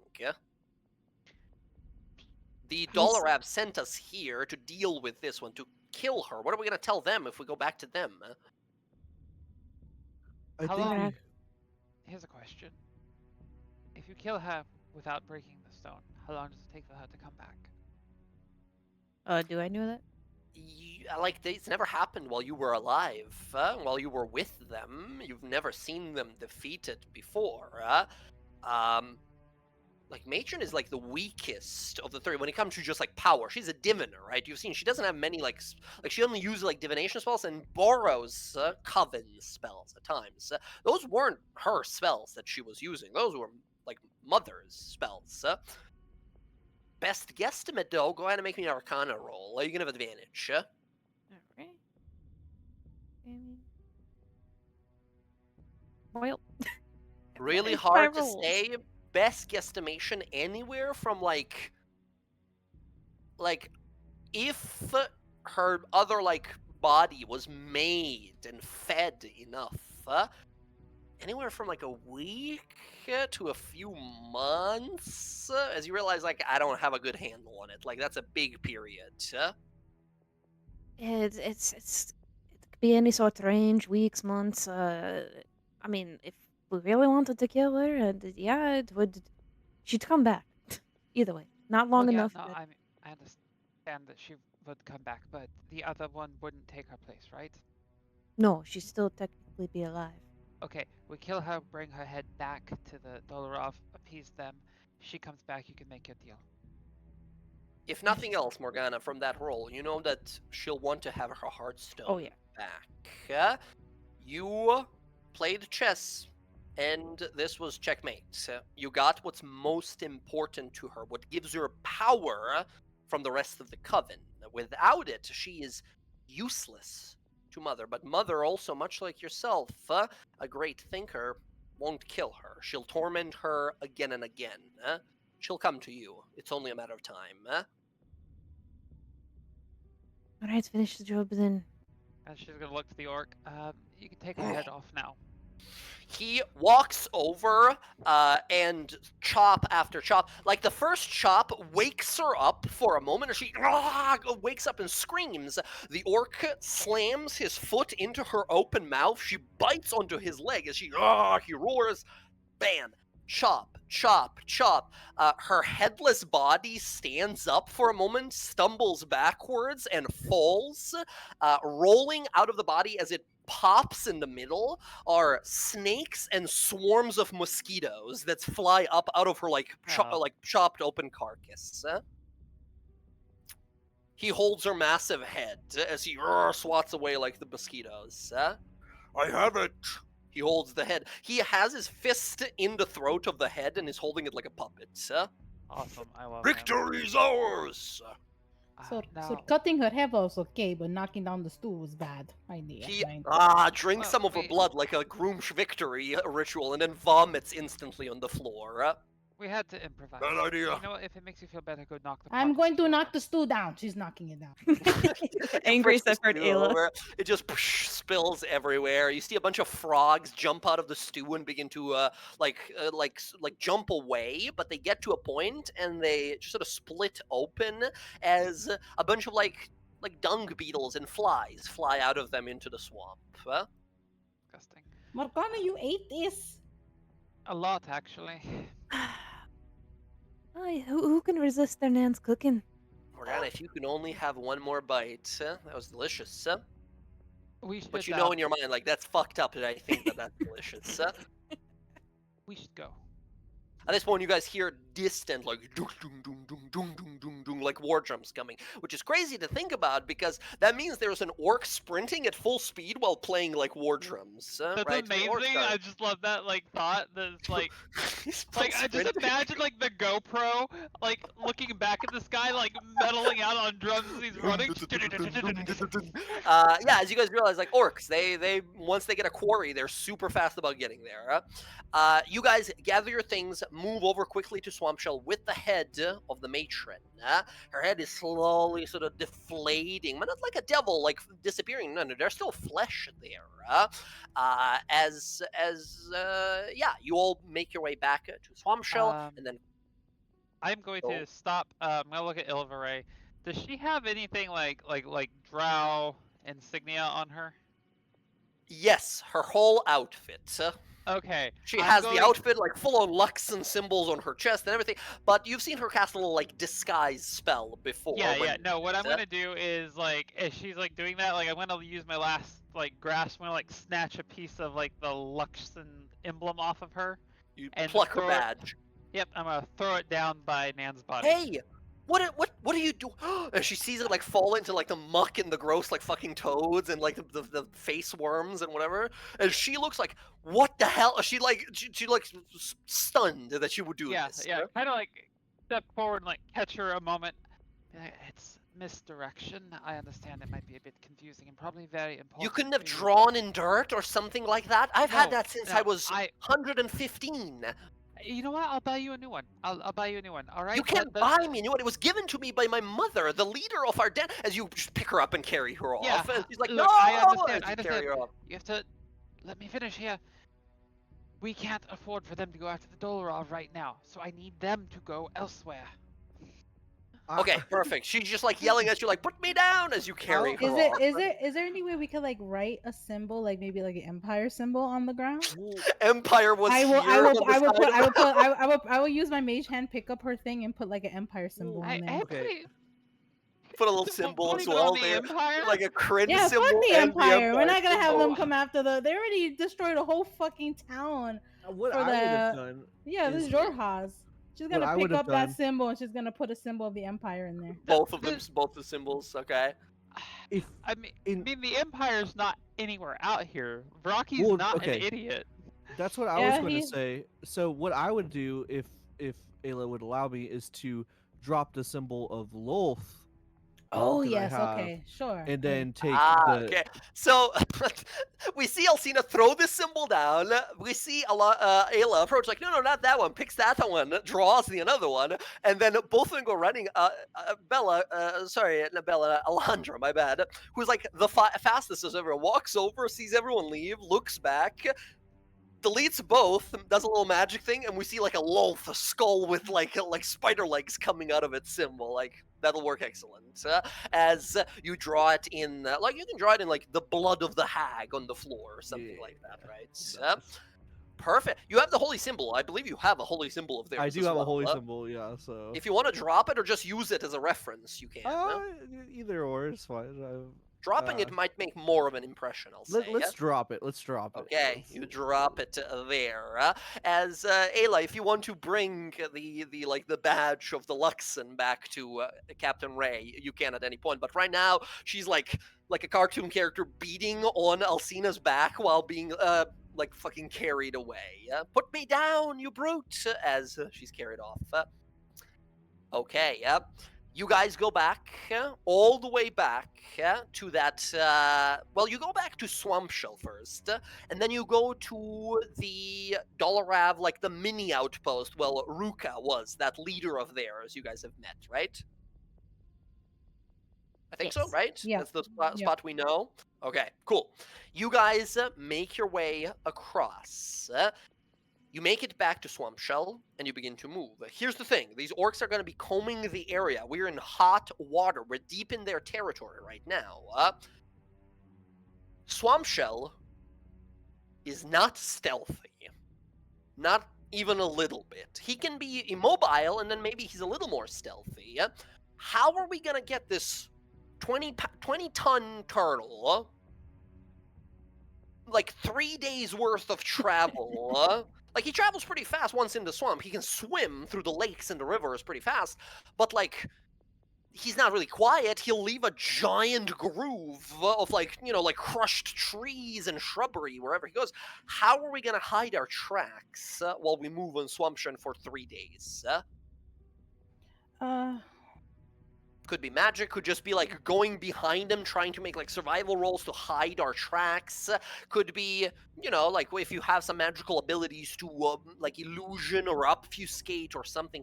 Yeah, or I have just silent make steps, but that's for armor. silent steps. So. That works. He's a shell. That's sort of an armor, right? We can say that with silent steps, you can give me a spellcasting ability modifier roll here. So just an intelligence check for you to make it so the ground bends and then resets into place once he Damn. passes through. Jesus! It'll take a million castings of this cantrip over the 3 days, right? If you like doing this every like a few minutes or so. But every time you run into some heavy mudded area or shrubbery, you're able to cast this spell, and you watch as his massive sort of flippers, right? Turtles have flippers, I want to say, right? Yeah, turtle do or they call them tortoise? legs? Yeah, he's a tortoise. So Yeah, legs. yeah, he's got legs. He pushes away the shrubbery, but we watch with your magic, your fey magic here, it sort of resets slowly back into place, becoming obscured. Now, that's good for the shrubbery, but what are we going to do when it comes to, like, coming over massive areas of water, where if someone's walking by the edge of the water, they look over, and there's a fucking island turtle moving along? How are we going to hide from that? I mean, I can cast invisibility on him. Invisibility is good, but like you can't keep it up all day. However, go ahead and give me a charisma roll, your wisdom roll, your spellcasting ability roll here, to see if you can kind of push beyond your limits and empower the invisibility. We could also 15's pretty good. We can also use red to scout out to see when we need to use invisibility. Very cool. Very clever idea. I was gonna try to use red to kind of like make noise in different directions, so that way they would go in a different direction than where we're going. Interesting. I'll make a perception roll for red. If he's successful, Ayla, you can have advantage on yours. This is his perception. He's not doing so hot. He is a wasteland dragonel, not a swamp one. Non-stop these last 3 days, pounding rain on top of you guys. Mist everywhere, so hard to see. He's unable to help you. 15 is mostly good enough. That is a partial success on our travel back. Could you are? Yeah. Go ahead. Since Odo's generally the one steering Swamp Shell, could he use Kata to give him a hand, looking out for any potential people that can spot him? Very interesting. Go ahead and give Kata a perception roll as well. Ooh, Kata rocking it. The big dragon couldn't, the little dragon for sure can. Seeing multiple patrols. And at this point, you guys traveling over these 3 days, there is 20 plus situations. So, like, 7 to 8 a day where you guys run into like a 20-30 member orc patrol, which gives you guys an idea of like, we're not running into same people. These are all different patrols, making you realize like just how many more orcs are here than these like Dolarav shaman warriors, right? And you guys are able to time after time, as we see Kata sort of running around, observing some of these locations, making little kind of like draconic hiss noises, getting attention of some of them. They look that way, they go to sort of inspect that way. As meanwhile, Ayla casting invisibility on the massive turtle, which is a little wild because you cast it and the platform that you guys are traveling on just sort of disappears, right? Including everything it's carrying, including the tent that is around you guys.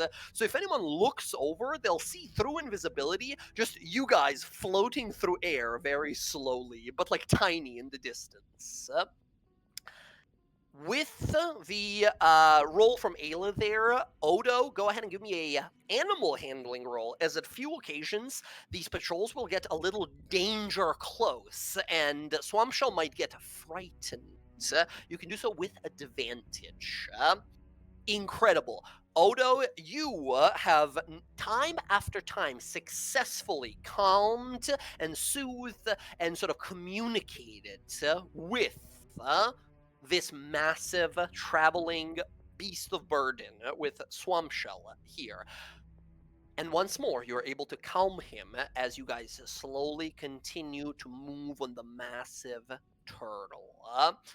As you guys are going along, at one point on the third day, you guys look over and you see not a orc patrol, but what looks to be a floating, like, red, angry-looking magical eye. It's getting very close, and you see its iris sort of spinning around, this singular sort of needle in the eye, looking in all directions, and it's moving very fast.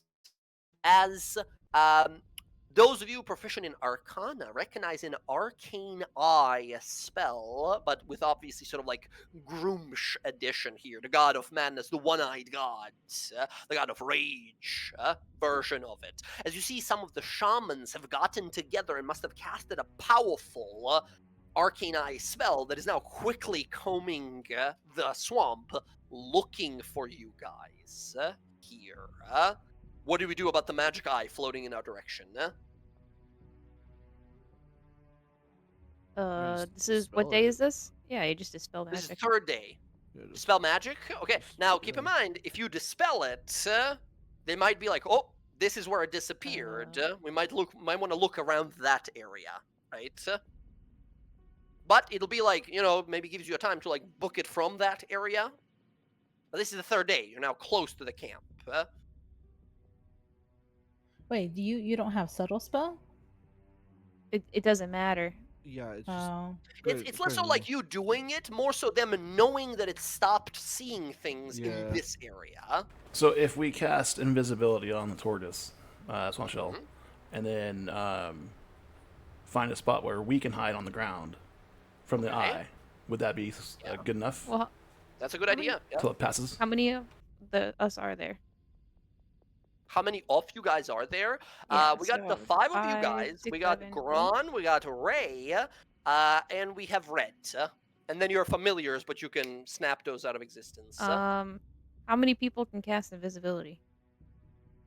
I can only cast it once. At what level? Once per day. No, it's like a you can only cast it once on yourself or anyone as your racial. Yeah. I don't know. Yeah, only once though. It's I guess it's whatever it is when it's originally. I can't upcast it. I actually there might not be. Let me check. But for now, yes. Let me look into that. You are a pallid. Nope, it's not in there. Elf pallid. Okay, Blessing of the Moonweaver. Once you reach level 5, you can cast invisibility, targeting yourself only. Once with your trace and regain the ability to do so. Casting these spells with this trace doesn't require material components. Wisdom is your spellcasting ability modifier. Okay, so I can only cast it on myself. You can only do it on yourself, yes. The Moonweaver will make you unseen and protected. Okay, damn. No, I was gonna say if we had enough upper level cast, It's we a lot could of spells. possibly I cover mean, people, but... you could cast it on people who are not that great at stealth, and the rest of you just try to stealth. How much time do we have? I mean, presumably 2 minutes, maybe? As you Okay. see this thing, it's like above the tree line, and just sort of like, whoa, flying this way. How do we get out? How do we get away? I mean, okay, well, I'll upcast invisibility, and I'll get Swamp Shell, and I'll get Odo. Swamp Shell and Odo become invisible. Okay, Swamp Shell sort of stops and just waits. Okay, awesome. Swamp Shell has advantage on his stealth. Here is his stealth roll. Once again, keep in mind, this is a turtle that can carry up to 20,000 pounds of weight on his back. He's not a stealthy guy. Here's the roll. That's, with advantage, that is a 1. That's a 1 with advantage. His first roll is a -3.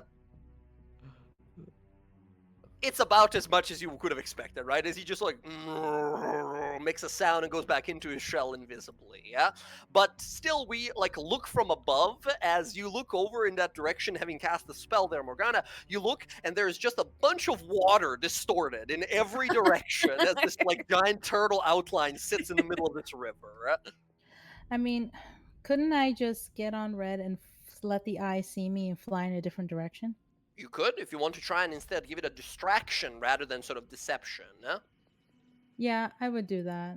Because I want them Okay. to go in the opposite direction from where we're going. All right. Ayla, you hop onto Red. He shrieks, leaps into the air. You holding onto the reins, begin to fly away. Give me 2 things. 1, animal handling roll, and then I need a performance roll to sort of to sell it. Basically, like you looking at this thing and getting it to look at you and trying to escape it, pretend escape it. Okay, yeah, you are well acquainted with the mount. 14 is more than enough. I will, of course, allow guidance on all of these. That's totally fine. And then performance of a 17. Very good.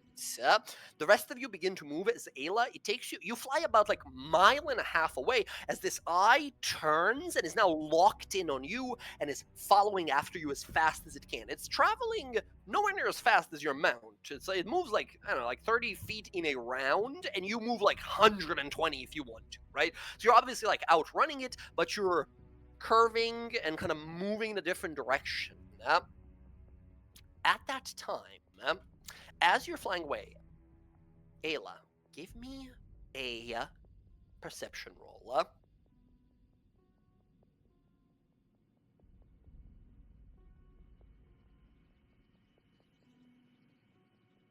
Incredible. A 30. Ayla, you see, like, dozens of miles away across the swamp, a light appear as this eye is, like, staring at you. And you see the light, like, getting closer, like, incredibly quickly. You see what looks to be a flaming, like, orb of energy, like a massive flaming orb of energy launched from, like, dozens of miles away. And it's like locked in on you and going towards, looks like we're going towards red at the moment. It's quickly approached, like a magical tracking catapult that's coming your way. It doesn't look like a gigantic, like it'll instantly kill you, super powerful orb of energy, but like, however they did it, their spell is now locked in on you and is chasing after you. You, with a 30, see what looks to be a flaming javelin at the center of it, rocketing your direction. She's gonna twin spell that for her and red. Okay, incredible. I need to make a quick roll. There are no bonuses, nothing. 8 plus the bonus. What's the number? 16. Okay. The giant flaming spear comes towards you. You see this thing throw up the barrier. You tilt sideways. Red does like a barrel roll and sort of moves out of the way as the flaming spear flies through the sky and disintegrates before you see the fire has faded. However, a spear made of bone begins to spin around and fly all the way back. You see it. It's spinning around you no more than like 80, 90 feet right now. And you see it attempt to fly back where it came from. You realize, like, that was probably a rocky flame hand. However the fuck he did it, that spear just flew from 12 miles away and nearly hit me in the back of the head. And now it's trying to return to him. Is the eye still there? The eye's still there, looking at you. Can I know I'm probably gonna lose my sanctuary, but can I hit it, or is it like incorporeal that I can't hit it? The eye seems to be like magical and see-through. It doesn't seem like it would be like an object with hit points. Right. And you see the spear just swirling around and heading back at this point. Yeah, she's gonna just keep flying because she wants to give them as much time to get where they're gonna go. Okay. Awesome. She's gonna try to go a little bit lower, like with the trees, so he would have a little bit less chance to like, not too low, because I don't want Red. Red still has to be able to fly, but she wants him to give him some kind of like cover. Gotcha. Go ahead, your choice. For Red, make me either an athletics or stealth roll for him. If you're successful, he's out. He's gone. Okay, I have to pull his butt up. Hold on. I can do it for you if you want to. I can roll for him. They're about equal for him. He's not proficient in either, so it'd be a strength or dex roll here. Strength being athletics to run away as fast, dexterity being stealth to hide in the swamp, to lose the attention of the eye. She is going to go. They're about equal odds for him. He's as strong as he's sneaky. She'll go with strength. Okay. Go right ahead. If you want to, you can guidance him on this. If you have the spell like enhanced ability, you can even give him advantage. Okay, 2 extra to his roll. Okay. Give me a strength roll for Red. That's a natural 1 for Red. Red clips his wing on one of the trees and goes spiraling towards the ground. He falls into a river, and you sort of fall off of him for a moment as the eye now hovers above you here. At this point, Ayla, can I have you give me a medicine roll? Because when you look on over it, you see that Red's wing is fully broken. The wing bent in a horrible way, and there's a bone sticking out of it. Medicine roll, 18. Incredible. You spend the next like 5-10 minutes tending to his wing as this eye is just sort of staring over from above you. His wing is nearly fully healed and sort of like put into a brace when you hear a noise. No more than a few hundred feet away. And you look over and you see, at this point it's like nighttime, you see torches burning, and you see visages of like humanoid figures, these orcs, moving in your direction, having been seemingly notified as you've spent so much time trying to heal his wing here. You have a choice here. Yeah, she's gonna give both of them eyes of night, and she's gonna tell him to fly and go, and she's gonna leave her there. And she'll turn invisible. He's gonna leave her there? Yeah, she'll turn invisible. Like, realistically, I was gonna say, you can try it. Like, he can't fly. Like, he's having trouble flying. Like, with you on him? No way. Maybe by himself, though. Yeah, she'll want him to fly by himself. He shakes his head. He doesn't want to leave you.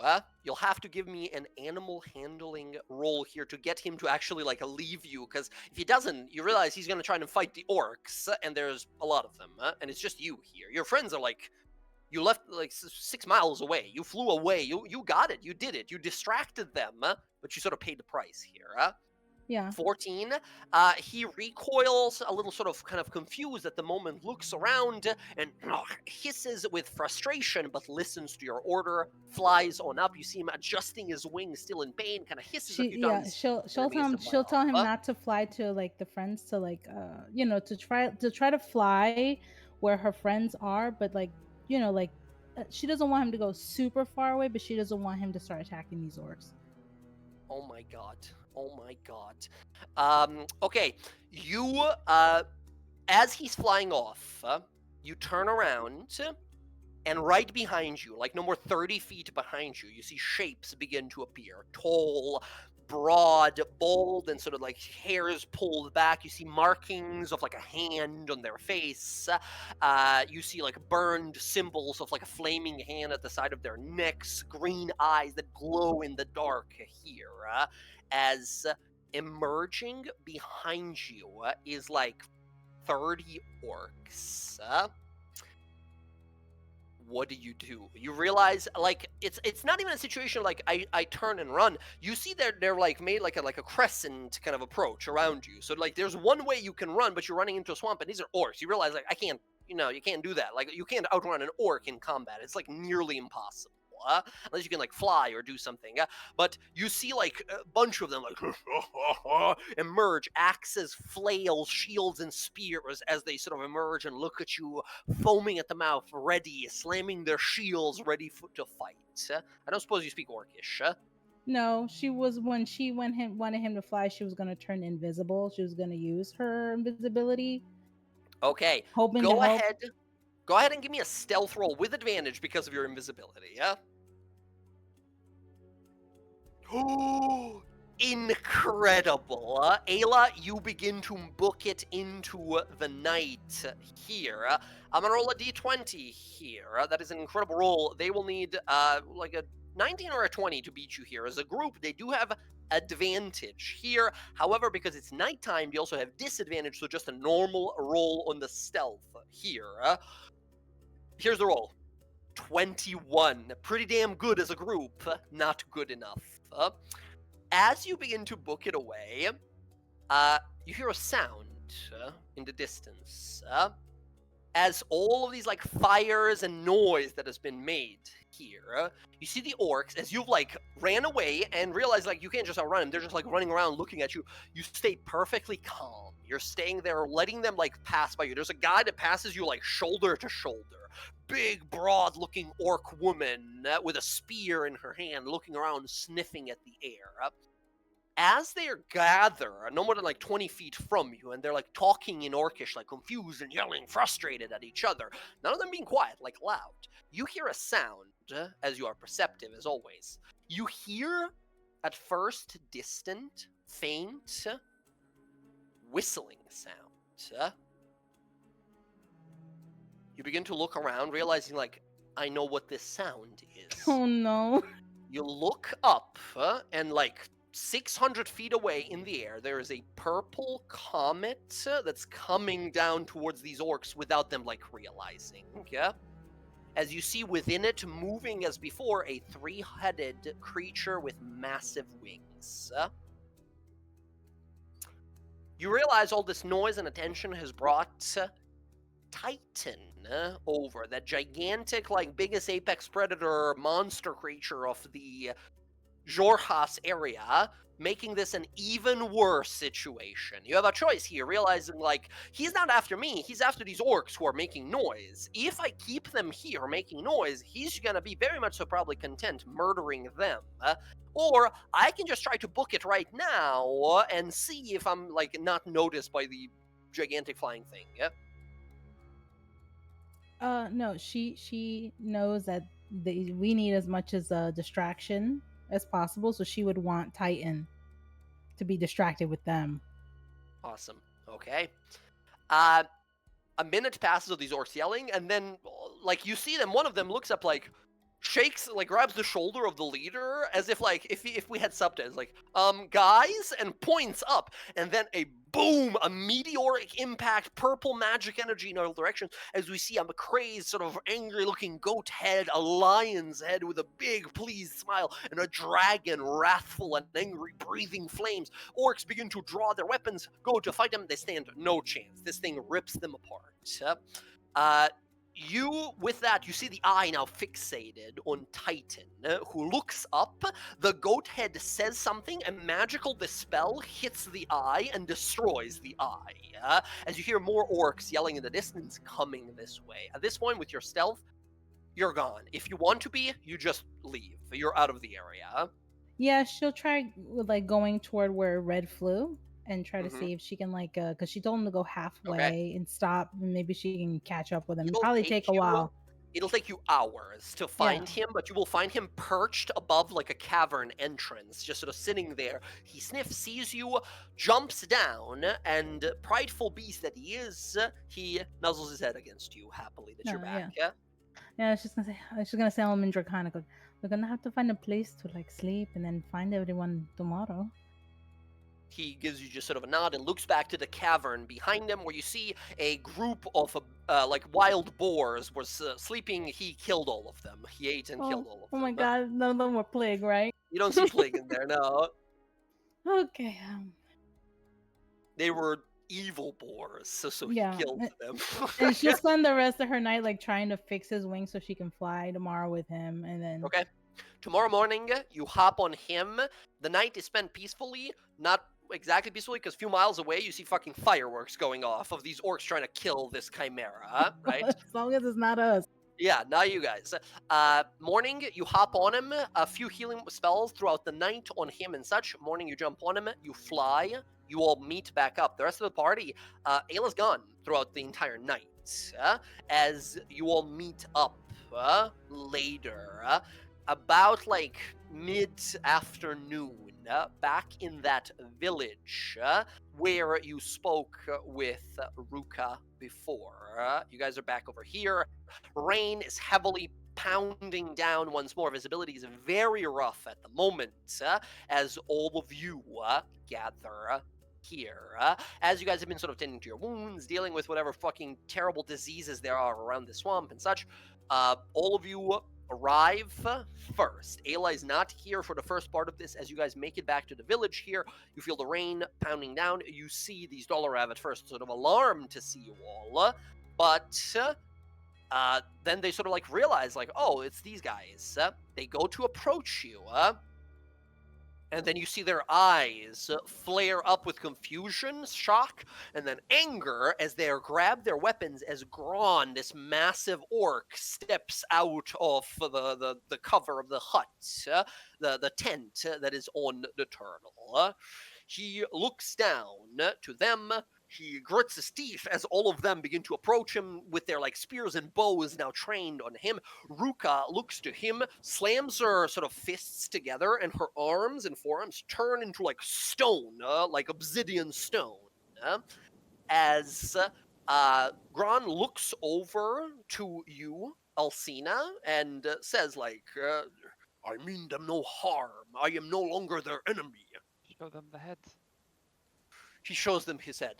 No. She's gonna reach back on his belt and unhook the hag head and toss it down. Oh, that makes way more sense. As you hold the head there, and he like takes it and like lifts it above his head, right? And they stop and look confused as they like lower their bows, a little kind of like puzzled, looking around. Ruka approaches their leader here and says, "What is this? A Koshtask who helped you in slaying the one that gives them power? How can this be?" We met him and he helped us. He's an exile and desires to kill. No longer an exile. He like proudly slams his chest. No longer an exile, but he wants to kill Viraki as much as us and has agreed to help. And why would he want to kill his own? Betrayal is not common in Grumsh's creed. Apparently his father was the war chief before. Rocky. She sort of eyes him up and down, says, I do not remember you from the battlefields, orc. What is your name? He puffs his chest out, says, I am Gron, the no longer exiled.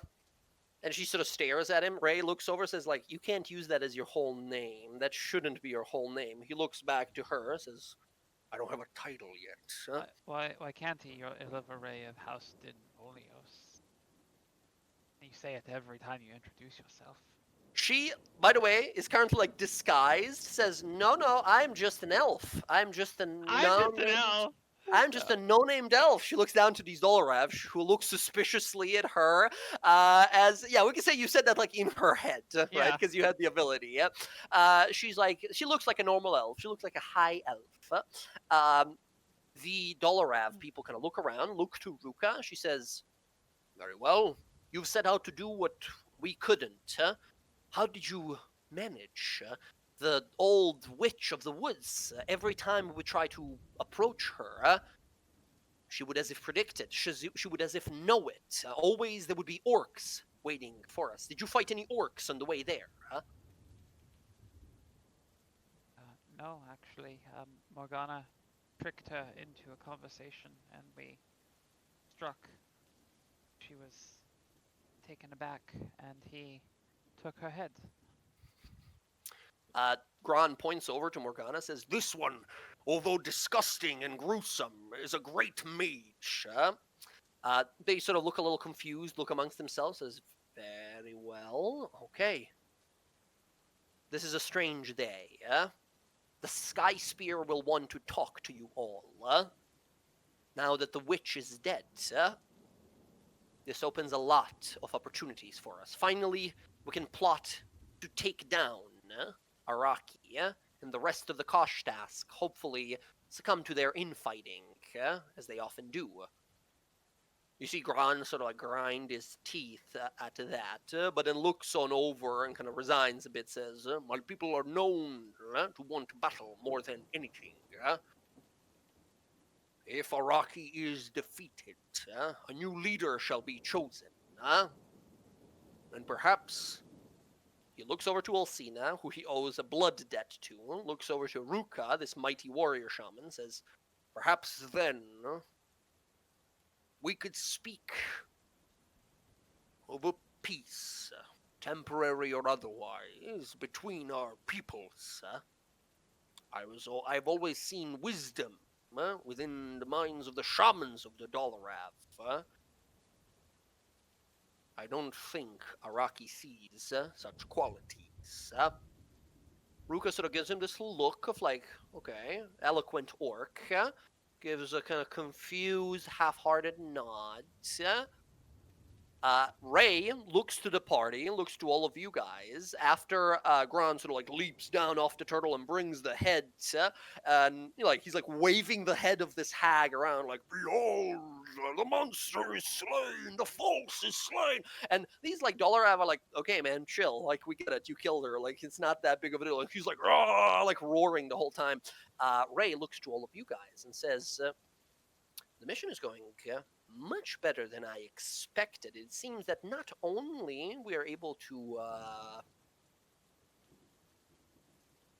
get these sides to not only allow us passage if this ends up well for us, but they might actually be under the same train of thought. Perhaps after this slaying of this Araki is done, and maybe we institute this Gran as the new leader, maybe then they'll be a little more pliable to the teachings of the Luxon, no?" Little steps first. Little steps first. Right, of course. Of course. She looks over to Alcina, says, "You will be billed for a total sum amount of 1,500 gold pieces for the value and worth of that badge. It was given to me by the leader of my den, and it was originally minted by the smiths of Rosona. It was the order that was given out for me to be lifted to a member, an official, high-standing member of the den, was given by the Bright Queen herself. The badge is invaluable, but we'll call it 1,500 gold. Don't worry, I think Ayla picked it up. I did something else to throw them off the truck. She looks immediately sort of like surprised and looks to you, Ayla, says, "Did you?" Oh, did I make it there yet? I was going to say, is she Oh, there? right. Sorry, right. She's not yet That's why I was there. speaking for She her. looks around, Yeah. and Ayla's not there. Yeah, let me Ayla tell might you, be you dead, certainly, but certainly I did guess something that's to throw them off of our track. They were, Ayla, following us the this one whole that time. left us, that could be dead right now, has my badge.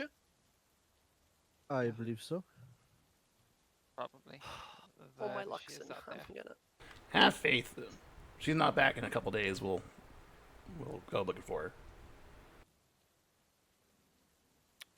How about this? Okay. If it's gone for good, I'll buy you a new one. I'll pay you back for it. If you miraculously get it back, we'll call it the luck of the gods, and I'll take you to dinner.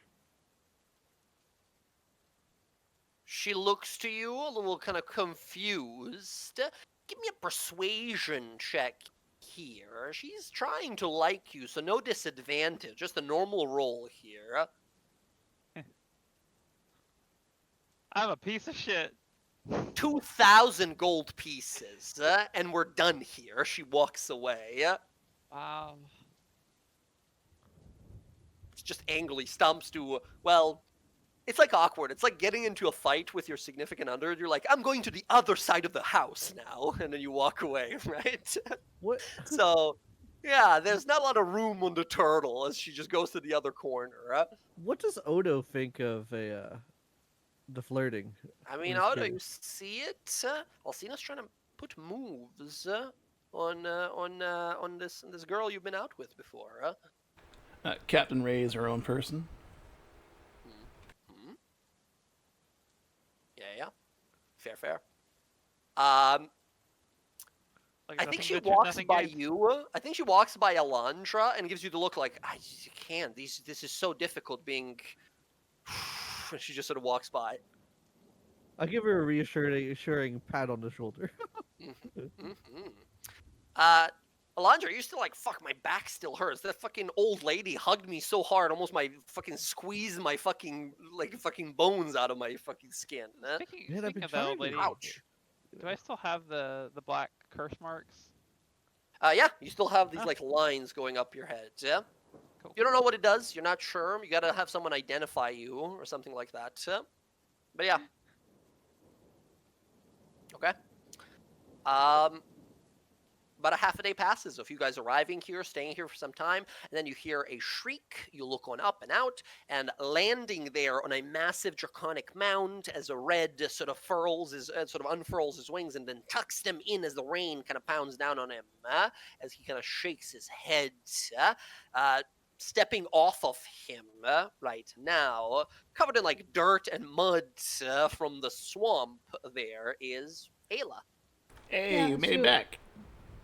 I did, and she's gonna give Red a big hug. Thank you so much, Red. You guys see a big old, like a cast around one of his wings. Is he okay? Well, it was a bit of a problem, you know. You know the Titan? We made a lot of noise when we fell, and the orcs. I had to have Red go by himself because of his wing, and I almost died. But you know, the Titan killed a lot of the close tasks. So Well, that's good. yes, it was quite scary. Well, I'm glad you're back in one piece. Yeah, so am I. It took a long time for me to find him. I had to walk almost all night, you know, so that's why we're here so late. And then she'll take out the badge and she'll hand it to, I picked this up. She It looks seemed very immediately. important to you. She's like arms crossed, kind of like fucking, pissed off in the corner. And you look over, and she immediately eyes perk up. She stands up, runs over to you, grabs it, says, You got it. You're alive. Thank you. Thank you. And she, like, not really that you see something like this from her. She hugs you. She gives you a big hug. Yeah. Oh, and she'll hug And her back. but it's like a brief hug, and then she looks back at the symbol that you gave her and says, this is one of my most cherished items. Thank you. I don't know what to. Thank you so much. Well, I know it's important. So It's everything. Yeah. I totally understand. I would have felt the same way about mine. And she would touch like her Moonweaver amulet. You see some of the Dollar looking over to see like what is it that you're giving her that she's making all this noise about, and this is a symbol of the Luxon, right? So these guys are not down with the Luxon here, as they're trying to see like what's going on, what's the symbol that she's got. She looks around, realizes like what's up, says, "Hi, yes, I'll put this back where it belongs," and she hides it in a pocket. Okay, so good news is that a lot of their forces are probably dead due to Titan.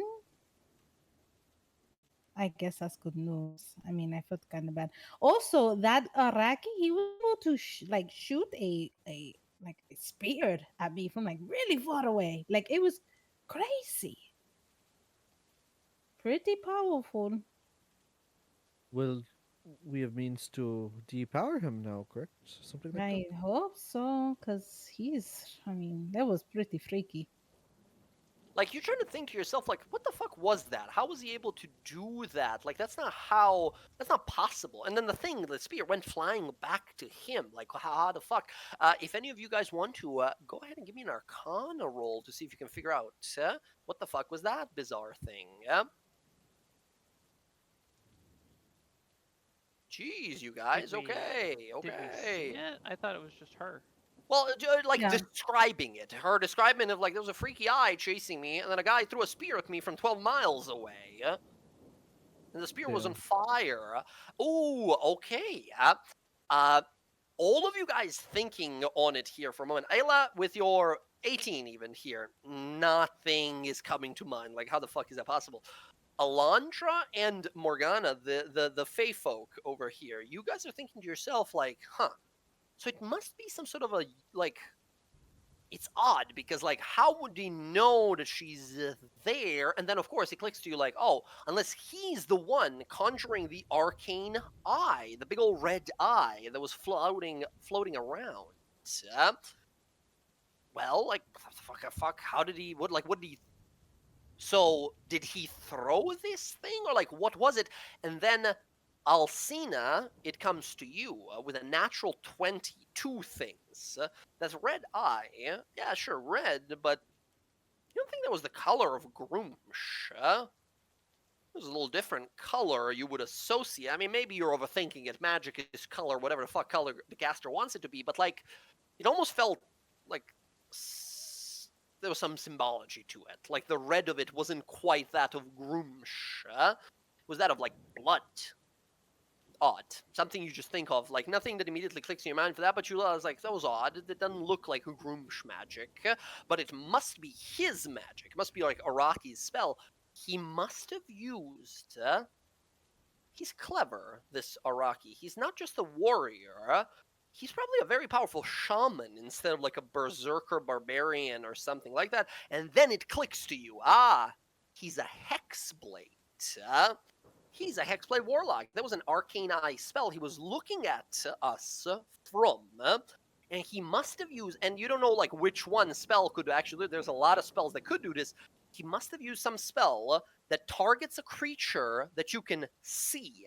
He was seeing Ayla through his fake third eye, this floating red eye, and then he cast some sort of a spell that just needs you to see someone without the need for like a range limit on it. So he was able to like, he's like incredibly clever. He was able to target her from like miles and miles away. Yeah. He's not a barbarian. He's not a fighter. He is a hexblade warlock. Which means he must have a weapon. Which means without that weapon, he's not that much of anything. Getting your hands on such a weapon might make it also very easy to break that pact. So, I don't suppose anyone has any insight onto things being bloody and red.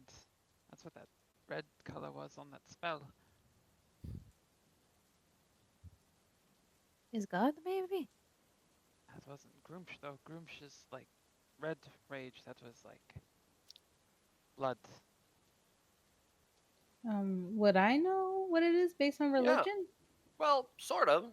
You kind of remember talking to a friend that you guys had on your adventure not that long ago, a few months ago actually. It was this Oh, barbarian woman that no. traveled with you guys. Mentioned something similar about a Is it creature of blood. Oh, the blood Fish. orgy. Oh what? yes, the Oh, Zarya, a friend, Zoria, she did a blood orgy where she yeah, murder survived. orgy, A murder. Orgy. murder orgy. That's what it was. I guess same thing, right? Sure. Gron looks over and says, "It's a little weird, but I'm in." I figured you would probably be into that. What does a blood orgy have It's to her. do with? It's her code, Vesh. You guys think to yourself, like, especially Alcina, you're not off this land here. Vesh is not a sanctioned god, or any of the known gods, at least. Vesh is not a god. Maybe That's he's just a who she name. had to kill. Maybe he's like one of the ones that survived the murder orgy, and she has to kill him. Murder orgy. That's how they get their power.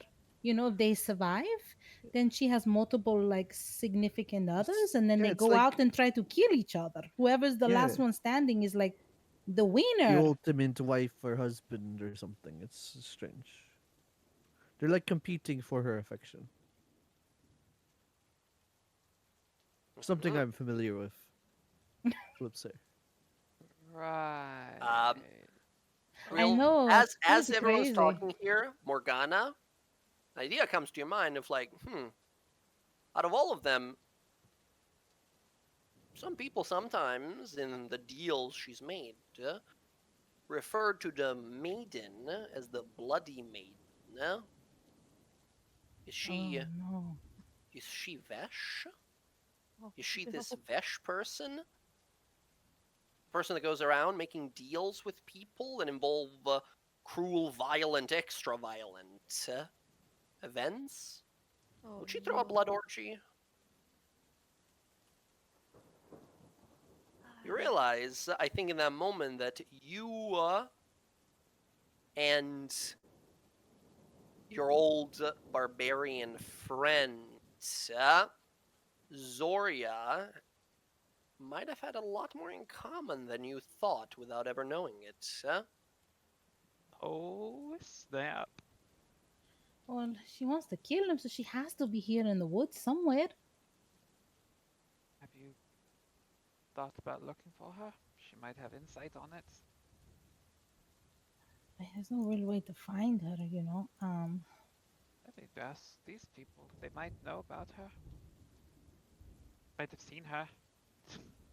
Yeah, I mean, she'll make a mirror, like a minor illusion of Zoria, and ask them, have they ever seen her? You conjure image of Zoria. All of them look shocked as you see the woman in front of you, the massive rock magic using shaman woman in front of you, Ruka, tears up, staring, stunned, and says, "My wife. How do you Yeah. know her?" And that's where we end the session for Oh tonight. What? As she Oh. looks stunned, staring at this image, as she says, "It's been years. My wife. Where have you seen her?" And we end My the session wife? there. no! Yeah. Oh my God, it's Zoria's wife. Oh my god, it's Vesh. No, just kidding. No, no, Yeah, no. we It's just probably split her together real swords. wife. Mhm. Okay, you guys. Fun times. It's just getting worse. there. Me and Jess have been sitting on that for a little bit of time now there. But yeah, there we go. Some interesting things discovered. We're making quite a progress. We know way now to take away the power from this orc fake leader who apparently is one of these murder orgy people that Zoria needed to murder. Well, she's wherever the fuck she is now. We are now a little more aware of what's going on. We had a horrific scene of mom. Sorry, by the way, I should have mentioned before. I apologize for the descriptions of the It's okay. I horrifying was just like, oh, I blame That was Emily. pretty It's cool. blame I like Emily. it. I loved it. Yeah, that Okay. was cool, but I was like, ooh, Yeah. I'm a big fan of the Eldritch and the nonsensical and the horrifying, and I describe what would scare the fucking bejesus out of me. So I hope it scared a little bit of it out of you. But yes, gross stuff coming out of Hacks. Now we'll continue, of course, next. Well, yeah, in a few days actually. We got a game less than a Tomorrow. week. Tomorrow we return as well to the Yeah. resurrection ritual of Casimir's. Will we ever see our diviner friend again, or was it please. written in the fate that this is his end? So I will. I don't know, miss guys. the I think he's got a first- pretty cool character in line, and we'll see who needs Casimir. What are you gonna miss? What are you gonna miss? I'm gonna miss the 1st and the 4th. Oh, first and the fourth. Gen That's Con. next week. Yeah. I won't be here the 1st or the 4th. Yeah, I'm also gonna be in Indiana. Yeah. Guys, I'm taking away your inspirations. This is unbelievable. We're No, gonna that's be at Gen Con, man. We'll send you pictures. okay. That's cool. That's fine. So That you guys are not here tomorrow? No, no, they're here tomorrow. tomorrow. Next week. Next First week. and no, Thursday and that's the Sunday next following one. week. Huh? Yeah. Following Thursday Yeah. and Sunday next week? Yeah, Yeah, I'm so done the we're 31st gonna to the 7th. August- Pause. August 1st and August 4th. Yeah, Morgana okay. and I will be gone. But they're good Gotcha, for the gotcha. 25th and 28th, Yeah. which is next week. Yep, we'll Yeah, be good so- for the 25th and 28th. This next Aldore and the next Jorhas game were good. After that, we have the Thursday and the Sunday no go. Right, so in like 2 weeks, but a week and a half basically. Yeah. Okay, cool. The rest of you guys, because we're gonna be 2 players down. If you guys are down for it, we can do a little one shot or something, or we can I'm in. just relax, take the week Yeah. off or something. Yeah. Okay. If you guys are down. What did you Jen? say that again? Jen, how do you feel about like a one shot for the three of you guys that are left? For like those 2 dates that we'll have without Okay. Yeah, I'll do it. without Emily and Jess. Yeah, sure. Fuck yeah! I'll give you guys some more info when we sort of like get close to it. Who knows? One shots are very fun. I like running one shots every once in a while in long-term campaigns because they freshen things up a little bit and also give people ideas of like, ooh, that was fun. That's a backup character now. So yeah, that could be always fun. Dude, Uh, we did a one shot for like some wizards, like Oops All Wizards was like what it was, and I made like the coolest like blood mage wizard, and I'm like, oh, she's like the perfect backup character if anybody ever dies. That's how I made Roxy. She was in a one shot. I made Blood that. mages are super